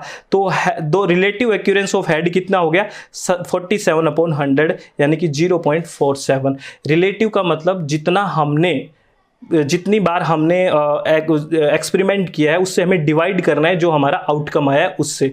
तो वो क्या आ जाएगा? रिलेटिव एक्सपेरिमेंट, रिलेटिव एक्यूरेंस, ठीक है ना फ्रेंड्स, आउटकम का। और बात करें equally likely outcome. Equally likely outcome का क्या मतलब है? इसका मतलब ये है फ्रेंड्स, जैसे आपने कॉइन को टॉस किया तो हेड और टेल आने की इक्वल संभावना होता है कि नहीं फ्रेंड्स? हेड भी आ सकता है जब उछालने से पहले, आपको नहीं पता, अगर फेयरली उसको उछाला जाता है तो, और टेल भी आ सकता है, आपको नहीं पता। तो ये होता है इक्वली लाइकली आउटकम, यानी कि इक्वली ये पार्ट रखते हैं, कोई सा भी आ सकता है, ठीक है। और म्यूचुअली एक्सक्लूसिव इवेंट क्या होता है, ये एग्जाम के पॉइंट ऑफ व्यू से इंपॉर्टेंट है, कई बार एग्जाम पूछ लेता है कि म्यूचुअली एक्सक्लूसिव इवेंट का क्या मतलब होता है। म्यूचुअली एक्सक्लूसिव इवेंट का मतलब होता है, मान लो आपने एक कॉइन उछाला, उसमें हेड आ गया, तो टेल तो उससे बाहर चला गया ना, टेल तो नहीं आएगा ना, हेड आ गया, तो यानी कि अगर एक आउटकम आ चुका है तो दूसरा उसमें नहीं आएगा, यानी कि वो एक्सक्लूड हो चुका है, वो बाहर जा चुका है। This is mutually exclusive event, ठीक है ना। Even head and tail are mutually exclusive because both can not be happen, एक साथ दोनों नहीं हो सकते, सिंगल ट्रायल पे दोनों नहीं आ सकते, ठीक है ना फ्रेंड्स। ये है म्यूचुअली एक्सक्लूसिव इवेंट, ये आपको ध्यान रखना है। आप सिक्का उछालोगे तो एक साथ थोड़ी आ जाएंगे हेड और टेल, या तो हेड आएगा या टेल आएगा, यानी कि दोनों घटनाएं एक साथ घटित नहीं हो सकती। This is mutually exclusive event, ध्यान रखना है फ्रेंड्स, ठीक है। एग्जाम के पॉइंट ऑफ व्यू से इंपॉर्टेंट बात थी वो। आगे बात करते हैं अप्रोच या types of probability, classical, relative, subjective, modern या एक्सियोमेटिक। ये थोड़ी सी एग्जाम से रिलेटेड बहुत ही इंपॉर्टेंट बातें हैं, थोड़ी सी क्या अच्छी इंपॉर्टेंट बातें हैं, ये ध्यान रखना है। क्लासिकल प्रोबेबिलिटी को क्या कहते हैं, प्रायर प्रोबेबिलिटी भी कहते हैं। क्लासिकल को क्या कहते हैं, प्रायर प्रोबेबिलिटी की भी कहते हैं, यानी कि ये बहुत पहले से यूज हो रही है, क्लासिकल है, ठीक है ना। जैसे एक हमने कोइन वगैरह को उछाला, तो कोइन उछालने से हेड आएगा कि टेल आएगा, ये सारी की सारी यानी इक्वल चांस है किसी को घटित होने की। जैसे टॉस को उछाला कोइन, तो हेड और टेल आने का इक्वल चांस है। तो इस तरह की जो प्रोबेबिलिटी होती है वो कौन सी होती है, क्लासिकल होती है। जैसे हमने रोलिंग ऑफ फेयर डाई की बात करी, डाइस की बात करी, या टॉसिंग ऑफ अनबायस्ड कॉइन आया, यानी कि इक्वल चांस होता है कुछ न कुछ आने का, उसको कहते हैं क्लासिकल। एक तरह से बहुत पुरानी है इसलिए क्लासिकल बोलते हैं इसको। दूसरी है relative probability based on experiment और ऑब्जर्वेशन। ये जो रिलेटिव प्रोबेबिलिटी है ये बेस्ड किस पे होती है, एक्सपेरिमेंट या फिर ऑब्जर्वेशन पे होती है। ये बहुत इंपॉर्टेंट है, ध्यान रखना। एग्जाम्पल के तौर पे क्या किया आपने कुछ नोटिस किया कि 100 कारें पास हुई, 100 कार्स पास हुई आपके सामने से, और आपने पाया कि उसमें 23 कार थी वो रेड थी, तो रिलेटिव फ्रीक्वेंसी कितनी हो जाएगी, जो अभी ऊपर बात करी 23/100। ये है रिलेटिव फ्रीक्वेंसी, ठीक है ना फ्रेंड्स। जो हमने ऊपर भी बात करी थी अभी, हेड को 100 बार कोइन को उछाला था, याद है ना आपको, तो ये रिलेटिव। और सब्जेक्टिव प्रोबेबिलिटी क्या होती है, सब्जेक्टिव होती है व्यक्तिगत, एक तरह से ये वेरी करता है, ये पर्सनल जजमेंट होता है अपने एक्सपीरियंस के आधार पे। जैसे अगर हम बात करें जैसे आपको घर में या कोई बाहर कोई तो ये कहता होगा कि आपका जेआरएफ हो जाएगा, कोई चक्कर ही नहीं है, आप आराम से बहुत बढ़िया से पढ़ रहे हो, ठीक है ना। उसकी प्रोबेबिलिटी आपकी तरफ या आपके विचार हैं, पॉजिटिव विचार हैं आपके लिए, और एक कह रहा है नहीं नहीं तू ऐसे ही फालतू में लगा हुआ है, तेरा सिलेक्शन ही नहीं होना। कुछ होते हैं ना ऐसे, तो डिमोरलाइज करने वाले भी होते हैं, तो वो एक अपने सब्जेक्टिव प्रोबेबिलिटी है, यानी कि व्यक्तिगत विचार है ना, तो वो होती है सब्जेक्टिव प्रोबेबिलिटी। और इसमें कोई फॉर्मल कैलकुलेशन नहीं होती है, ये एक अपने विचार होते हैं, व्यक्तिगत विचार होते हैं, दैट इज सब्जेक्टिव, ठीक है ना। और एक्जियोमेटिक अप्रोच, ये मॉडर्न भी बोला जाता है, इसको मॉडर्न प्रोबेबिलिटी भी बोला जाता है फ्रेंड्स, ठीक है ना। और इसमें ये ध्यान रखना है, एक एक्जियोमेटिक अप्रोच है, ये प्रोबेबिलिटी किसके द्वारा डेवलप की गई, ये रशियन मैथमेटिशियन थे एंड्री निकोलविच कोलमेग्रोव, ये याद रखने हैं नाम आपको, ठीक है ना फ्रेंड्स। और इसमें होता क्या है, इसमें 3 एक्सियोम्स हैं, ये याद रखना है। एक है इसमें इवेंट की बात करता है, और इवेंट में कहता है कि जो प्रोबेबिलिटी होगी ए की, ये या तो क्या होगी, ग्रेटर देन 0 होगी या इक्वल टू 0 होगी। ये बात याद रखनी है, 3 बातें इसमें। ये कह रहे हैं कि ए की जो प्रोबेबिलिटी है ये तो या तो ग्रेटर होगी 0 से या इक्वल टू 0 होगी। एक तो पहली बात तो ये, ठीक है ना फ्रेंड्स, या तो 1 होगी या 0, या तो प्रोबेबिलिटी होगी नहीं या फिर होगी, यही तो बात होगी। और दूसरा क्या है, सैंपल स्पेस के बारे में। पहला तो इवेंट के बारे में था, तो ये कह रहा है the set of the possible outcome. क्या था, set of the possible outcome is the set of, क्या था, सैंपल स्पेस ही था ना। पॉसिबल आउटकम कितने आ सकते हैं, डाइस में हमने 6 की बात करी थी, तो वो क्या था, सैंपल स्पेस था।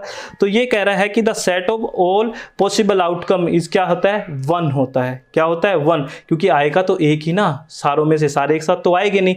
तो सैंपल स्पेस में the set of all possible outcome, possibility क्या होगी, 1। ये दूसरी बात आपको ध्यान रखनी है। और तीसरी बात आपको ध्यान रखनी है म्यूचुअली एक्सक्लूसिव की, याद है ना, म्यूचुअली एक्सक्लूसिव, कि दोनों एक साथ नहीं आ सकते, याद है, या तो हेड आएगा या टेल आएगा, दोनों एक साथ घटनाएं नहीं हो सकती। तो ये फॉर्मूला आपको याद रखना है प्लीज़। और ये है ना, यहाँ पे ये साइन है यूनियन का, ठीक है ना फ्रेंड्स। प्लीज़ ये 3 बातें, ये मॉडर्न वाली थोड़ी इंपॉर्टेंट है, इसलिए ये तीनों बातें याद रखनी है आपको, प्लीज़ आपसे रिक्वेस्ट है, ठीक है। 0 वाली बात, या 0 होगा या ग्रेटर देन होगा, ये सब। आगे है बियोस थ्योरम, और बियोस थ्योरम को पोस्टीरियर प्रोबेबिलिटी भी कहते हैं। पोस्टीरियर प्रोबेबिलिटी क्यों कहते हैं जी, क्यों कहते हैं, ये जो क्लासिकल आपने प्रोबेबिलिटी पढ़ी थी जिसको प्रायर कहा था ना, तो ये उसका ही अपडेटेड रूप है और वो क्या है, पोस्टीरियर प्रोबेबिलिटी है। वो ये कहती है कि ऐसे नहीं है कि आप पहले से ही तुक्का मारो, कुछ घटनाएं होती है वो भी इम्पैक्ट कर देती है किसी आने वाली घटना के बारे में भी, तो इसीलिए इसको बियोस थ्योरम आई, इसी का अपडेटेड रूप था किसका, क्लासिकल प्रायर का, इसीलिए इसको पोस्टीरियर प्रोबेबिलिटी बोला गया बेस थ्योरम को। और इसमें क्या है, way of finding a probability when we know certain other probability, आपके पास कुछ अदर प्रोबेबिलिटीज है, उसके आधार पे आप कुछ और प्रोबेबिलिटी के बारे में या और संभावनाओं के बारे में जान सकते हैं। जैसे इसका एक फॉर्मूला है, ये फॉर्मूला बहुत ही इंपॉर्टेंट है फ्रेंड्स बेस थ्योरम का, ये आपको ध्यान रखना है। ये आपको मैं इतनी हेल्प करूंगा, बार बार बोल रहा हूं कि इसको लिख लें और आप बार बार पढ़ते रहें। तो इसमें जो इस साइन का मतलब क्या होता है कि जो how often A happens given that B happens, जब बी हैपन होता है तो ए कितनी बार घटित होता है या बी से किस तरह से रिलेट करता है, और ये जैसे how often B happens given that A happens, यानी कि ए कैसे बी कैसे रिलेट करता है ए से, ये बातें हैं। और इसमें है ये ए ओन कितनी बार हैपन होता है, यानी कि ए की प्रोबेबिलिटी कितनी है और ये बी की खुद की प्रोबेबिलिटी कितनी है, ये ए बी पे ए कैसे डिपेंड है, ए पे बी कैसे डिपेंड है, ये ए की प्रोबेबिलिटी क्या है, बी की प्रोबेबिलिटी क्या है, ये सारी फॉर्मूले में है। ठीक है ना फ्रेंड्स, ये एग्जाम्पल के पॉइंट ऑफ व्यू से आप समझ सकते हो। जैसे आपको पिकनिक पे जाना है, कहाँ पे जाना है, पिकनिक पे जाना है, एक बड़ा अच्छा एग्जाम्पल है, और आप प्लान कर रहे हैं कि पिकनिक पे जाना है, तो आपने देखा बाहर निकल के कि मॉर्निंग है वो क्लाउडी है, यानी कि आपको बादल दिखे, तो आपने कहा no 50% of all rainy days start from the cloudy. आपका ये था, आपने संभावना पॉसिबिलिटी प्रोबेबिलिटी अपनाई कि जो 50% जो रेनी डेज होते हैं वो क्लाउडी से ही स्टार्ट होते हैं। दूसरी आपने कहा but cloudy mornings are common, ये कह रहे हैं क्लाउडी मॉर्निंग कॉमन होती है, अबाउट 40% ऑफ द डे है वो स्टार्ट ही क्लाउडी से ही होते हैं। दूसरा ये एक उनकी प्रोबेबिलिटी या संभावना थी। तीसरा है and this is usually dry month, क्योंकि यहाँ पे 30 दिन में से 3 दिन रेनी होने के चांस है, यानी कि 10% रेन का चांस है। ठीक है ना फ्रेंड्स, तो इसको हम फॉर्मूले में रखेंगे बेस वाले में, तो हमें पता लगेगा कि आज बारिश की कितनी संभावना है, यही तो हम जानना चाहते हैं, यानी कि हमें पता करना है what is the chance of rain during the day. तो हम इसको फॉर्मूले में रखेंगे सारी बात, ठीक है ना, फॉर्मूले में रखेंगे। तो पी रेन, जो ए बी वाली बात है ना वो यहाँ आ गई, P rain cloud, P rain, P cloud rain और पी क्लाउड। तो यहाँ पे जो स्टेटमेंट दिए गए हैं वहाँ फॉर्मूले में रख देंगे। तो पी रेन की कितने हैं, 10% संभावना, क्योंकि आप कह रहे हो कि 3 दिन होती है 30 में से। और P cloud rain probability cloud है कितनी, 50%। तो अपने दिए है ना कि 50% होता है कि क्लाउड के कारण रेन हो सकती है। और अकेला पी है वो क्लाउड से कैसे है, 40% डिपेंड कर रहा है, जो तीसरा स्टेटमेंट था ऊपर आपने। और पी रेन क्लाउड अगर हम निकालेंगे फॉर्मूले में तो क्या आ जाएगा, 0.1 इंटू 0.5 अपॉन 0.4। ये सारी वैल्यू रखने के बाद आ जाएगी। ये परसेंटेज में है ना फ्रेंड्स, अगर परसेंटेज को हम बटे में 100 करके लिखेंगे तो ये वैल्यूज आ जाएगी, और वो आपने आ गया 0.125, यानी कि हमने संभावना की ये कहा 12.5% रेन का चांस है। Not too bad, it's let's have a picnic, आप पिकनिक पे जा सकते हैं। ये बेस थ्योरम अपनाने का एक फॉर्मूला है, यानी कि बेस फॉर्म आगे की कुछ फैक्ट्स के आधार पे आपको आगे की संभावनाएं बता देता है। क्लासिकल ऐसा नहीं कर रहा था, इसीलिए क्लासिकल का ये एक अपर रूप है। ठीक है ना फ्रेंड्स, समझ में आ गई बात ना, इसको आपको ध्यान रखना है। ये फॉर्मूला आपको पजल तो नहीं कर गया ना, नहीं करा होगा, एग्जाम्पल 2-3 बार देख लेना, नहीं करेगा। ठीक है ना फ्रेंड्स, अब बात करते हैं लास्ट टॉपिक की, और लास्ट टॉपिक है प्रोबेबिलिटी डिस्ट्रीब्यूशन। ये नया जुड़ा है, binomial, Poisson and normal distribution. इसमें बहुत छोटी छोटी बातें हैं, और इस चैप्टर में डिस्ट्रीब्यूशन क्या होता है, वितरण एक तरह से है ना, डिस्ट्रीब्यूट कैसे है। और इस डिस्ट्रीब्यूशन में सबसे ज़्यादा अगर इंपॉर्टेंट है तो नॉर्मल डिस्ट्रीब्यूशन की जो कैरेक्टरिस्टिक्स या प्रॉपर्टीज़ हैं वो सबसे ज़्यादा इंपॉर्टेंट है। अब वही याद कर लें तो मोर देन सफिशिएंट हो जाएगा फ्रेंड्स, लेकिन सारा याद करो तो बेहतर ही है। ठीक है ना, प्रोबेबिलिटी डिस्ट्रीब्यूशन क्या होता है, इज ए टेबल और an equation that link each outcome of A statistical experiment with its probability. एक टेबल से हमें ना आउटकम को रिलेट करना, यही तो क्या होता है, यानी कि किस तरह से क्या डाटा है वो किस तरह से डिस्ट्रीब्यूट है, किस तरह से उनका वितरण हुआ है, ये हम जानने की कोशिश करते हैं प्रोबेबिलिटी डिस्ट्रीब्यूशन में। बहुत सिंपल सी बात है। टाइप्स ऑफ अगर डिस्ट्रीब्यूशन की बात करें तो ऑब्जर्वेशन फ्रीक्वेंसी डिस्ट्रीब्यूशन, ये ध्यान रखना है, कीवर्ड्स हैं। ऑब्जर्व्ड फ्रीक्वेंसी डिस्ट्रीब्यूशन क्या होता है, ये एक्चुअल ऑब्जर्वेशन होते हैं या एक्सपेरिमेंट होते हैं, जैसे एक marks of student in A class, जैसे मार्क्स आते हैं ना स्टूडेंट्स के एक क्लास में, तो ये क्या ऑब्जर्व्ड है या फिर ये एक्चुअल ऑब्जर्वेशन है ना, मार्क्स तो एक्चुअली है, ठीक है ना फ्रेंड्स। और दूसरा हो सकता है थ्योरेटिकल या प्रोबेबिलिटी डिस्ट्रीब्यूशन, जिसकी हम बात कर रहे हैं। तो प्रोबेबिलिटी या थ्योरेटिकल डिस्ट्रीब्यूट होते हैं not obtained by actual observation और एक्सपेरिमेंट। इसमें एक्चुअल ऑब्जर्वेशन नहीं है, क्योंकि खुद ही तो कह रहा है प्रोबेबिलिटी है ना, तो एक्चुअल ऑब्जर्वेशन कहां से हो जाएगी फ्रेंड्स, तो इसकी बात हम कर रहे हैं, ठीक है ना। और जैसे कॉइन टॉस किया, जैसे कॉइन टॉस करते हैं ना, तो उसमें एक्चुअल तो नहीं पता ना आपको, संभावना है, एक्चुअल प्रोबेबिलिटी एकदम कोई एक्चुअल ऑब्जर्वेशन थोड़ी है उसमें, तो वो तो एक्सपेरिमेंट करने के बाद आपको पता लगेगा ना, ठीक है ना। तो प्रोबेबिलिटी डिस्ट्रीब्यूशन में कैसे कैसे आप मेजर कर सकते हो। प्रोबेबिलिटी डिस्ट्रीब्यूशन दो तरह से हमने डिवाइड किया है, डिस्क्रीट और कंटिन्यूस। याद रखना है डिस्क्रीट क्या होता है, डिस्क्रीट जहां पे पॉइंट की वैल्यू हम नहीं ले सकते, जैसे 0.6.5 इस तरह की चीजें नहीं ले सकते। कंटिन्यूस में 0.6.5 7.5 या पॉइंट की वैल्यू ले सकते हैं, जैसे हाइट है, वेट है, लेकिन नंबर ऑफ स्टूडेंट ये तो नहीं कह सकते ना आप 6.5 नंबर ऑफ स्टूडेंट बैठे हैं, ऐसा तो नहीं कह सकते। ये आएगा डिस्क्रीट में और कंटिन्यूस में, जहां पे पॉइंट की वैल्यू हम यूज कर सकते हैं सामान्यतः। तो डिस्क्रीट में कौन कौन से आएंगे, एग्जांपल ध्यान रखने, बाइनोमियल और पॉइजन किस में आएंगे, डिस्क्रीट में, और हाइपर ज्योमेट्रिक भी इसमें आएगा। और कंटिन्यूस क्या है, नॉर्मल, यूनिफॉर्म और एक्सपोनेंशियल, ये सब में किस में आएंगे, कंटिन्यूस में आएंगे। ये ध्यान रखना है आपको, ये यहां से भी क्वेश्चन पूछा जा सकता है कि कौन सा डिस्क्रीट है और कौन सा कंटिन्यूस है, थोड़ा ध्यान रखना है फ्रेंड्स, यहां से भी क्वेश्चन आपसे पूछा जा सकता है, ठीक है। तो सबसे पहले हम बात करते हैं फ्रेंड्स, इन तीनों के बारे में थोड़ी थोड़ी बात कर ले हैं। नॉर्मल डिस्ट्रीब्यूशन क्या है, नॉर्मल डिस्ट्रीब्यूशन एक सिमेट्रिकल डिस्ट्रीब्यूशन है, एक तो आपको ये याद रखना है, नॉर्मल डिस्ट्रीब्यूशन एक सिमेट्रिकल डिस्ट्रीब्यूशन है और इसमें कर्व बनेगा वो बेल शेप बनेगा। ये दो बातें आपको ध्यान रखनी है, ठीक है ना फ्रेंड्स। और बाइनोमियल डिस्ट्रीब्यूशन में क्या होगा, binary data from a finite sample, यहाँ पे सैंपल क्या होगा, फाइनाइट होंगे, ये ध्यान रखना है। बाइनरी डाटा किससे, फ्रॉम ए फाइनाइट सैंपल, और ये आर इवेंट होंगे उससे, ठीक है ना। और पॉइजन में क्या होगा, binary data from A infinite sample, ये ध्यान रखना है बस, ठीक है ना। पॉइजन में तो सैंपल होंगे वो क्या होंगे, इनफाइनाइट, ठीक है, और इसमें क्या होंगे, फाइनाइट, बाइनोमियल में, ये आपको ध्यान रखना है। तो पहली बात, हम बाइनोमियल डिस्ट्रीब्यूशन के बारे में क्या करते हैं, बात करते हैं क्या क्या प्रॉपर्टी होती है। सबसे पहले ये डिस्क्रीट है, प्रोबेबिलिटी है।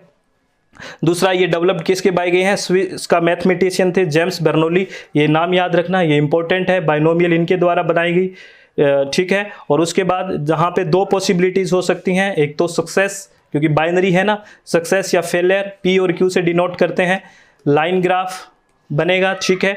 शेप, ये बहुत इंपॉर्टेंट है, शेप बहुत इंपॉर्टेंट है तीनों में, कंपैरेटिवली तीनों में याद रखना। शेप इसमें कैसी बनेगी, सिमेट्रिकल या एसिमेट्रिकल, सिमेट्रिकल भी हो सकती है बाइनोमियल में या एसिमेट्रिकल भी होती है, किस पे डिपेंड करता है, पी क्यू और एन की वैल्यू पे डिपेंड करता है, पी क्यू और एन की वैल्यू पे डिपेंड करता है, ध्यान रखना, क्योंकि इसकी शेप सिमेट्रिकल भी हो सकती है और एनसिमेट्रिकल भी हो सकती है, यहां से क्वेश्चन पूछे जाते हैं, ध्यान रखना फ्रेंड्स।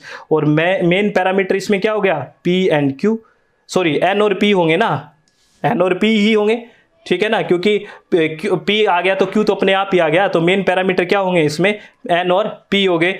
और मीन क्या होगा, ये ध्यान रखना, मीन के बराबर होगा एनपी, क्या होगा मीन के बराबर, एनपी। और वेरिएंस क्या होगा, एनपीक्यू, ये आपको याद रखना है फ्रेंड्स, आगे के फॉर्मूले, क्योंकि तीनों में कंपैरेटिवली आपको आ सकता है। तो मीन इसमें क्या होगा, एनपी, और वेरिएंस क्या होगा इसमें, एनपीक्यू, ध्यान रखना है, ठीक है। और ये इसका फॉर्मूला है, ये फॉर्मूला बाइनोमियल का आपको रटना है और कुछ नहीं करना, ये फॉर्मूला आपको रटना है तो रटना है, या तो करना ही पड़ेगा ना, स्टैट है भाई, कुछ बातें तो याद करनी ही पड़ेगी, सब फॉर्मूला बेस्ड चीज़ें हैं। थ्योरेटिकल तो हम बात कर ही रहे हैं, फॉर्मूले में तो हम क्या बात करें, है ना।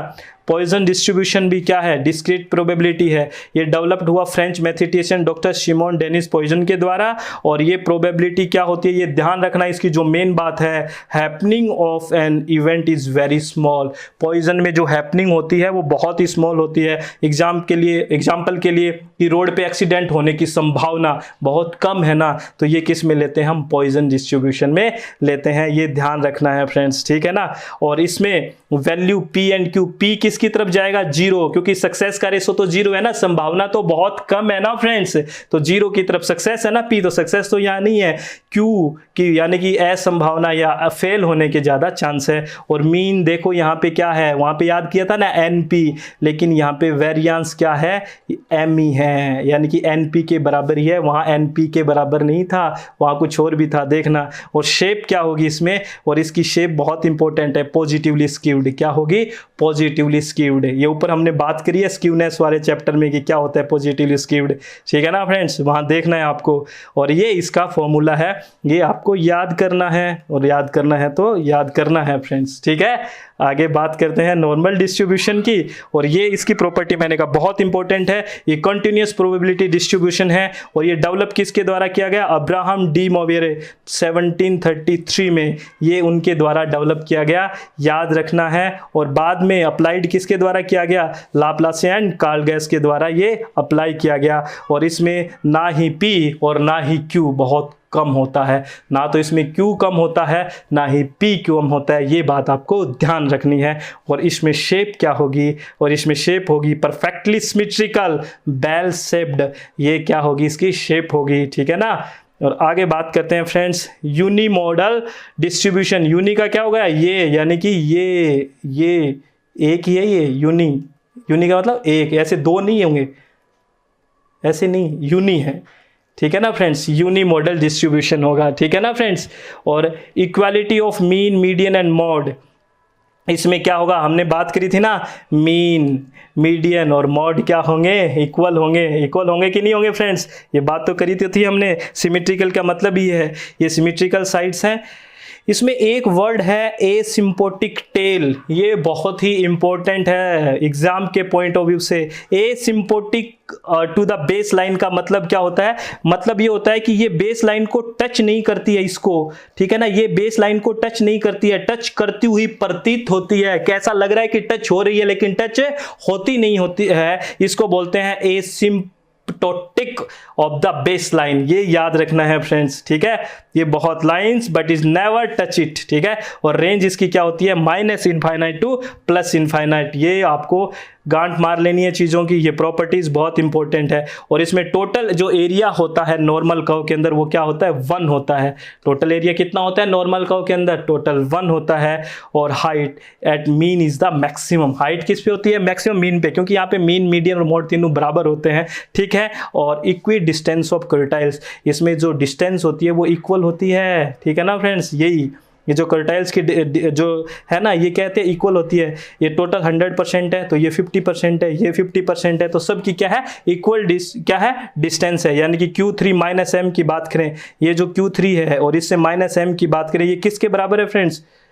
तो यहाँ क्या है फ्रेंड्स, देखो Q3 - M = M - Q1। क्या कहने का मतलब है कि ये यहाँ पे मान लो पूरा 100% है तो 50% ये हो गया और 50% ये हो गया, यानी कि इक्वल है। कैसे, जैसे अगर Q3 - मीडियन करा हमने, यानी कि Q3 - M, ये किसके इक्वल है, ये इक्वल है ये मीडियन -Q1 के, ठीक है ना, क्योंकि इक्वली डिस्ट्रीब्यूशन है, सिमेट्री है, इसलिए ये ध्यान रखना है फ्रेंड्स आपको, ठीक है। आई होप कि आपको फ्रेंड्स सारी बातें समझ में आ गई होगी, कोई डाउट आपको नहीं रहा होगा, ठीक है ना फ्रेंड्स। ये मैंने मेरी पूरी कोशिश की है कि आपको जितना भी बिजनेस स्टैटिस्टिक्स था वो एक लेक्चर में करवाने की कोशिश की है फ्रेंड्स। आई होप कि आपको ये सारी बातें बिल्कुल समझ में आई होगी अच्छे से।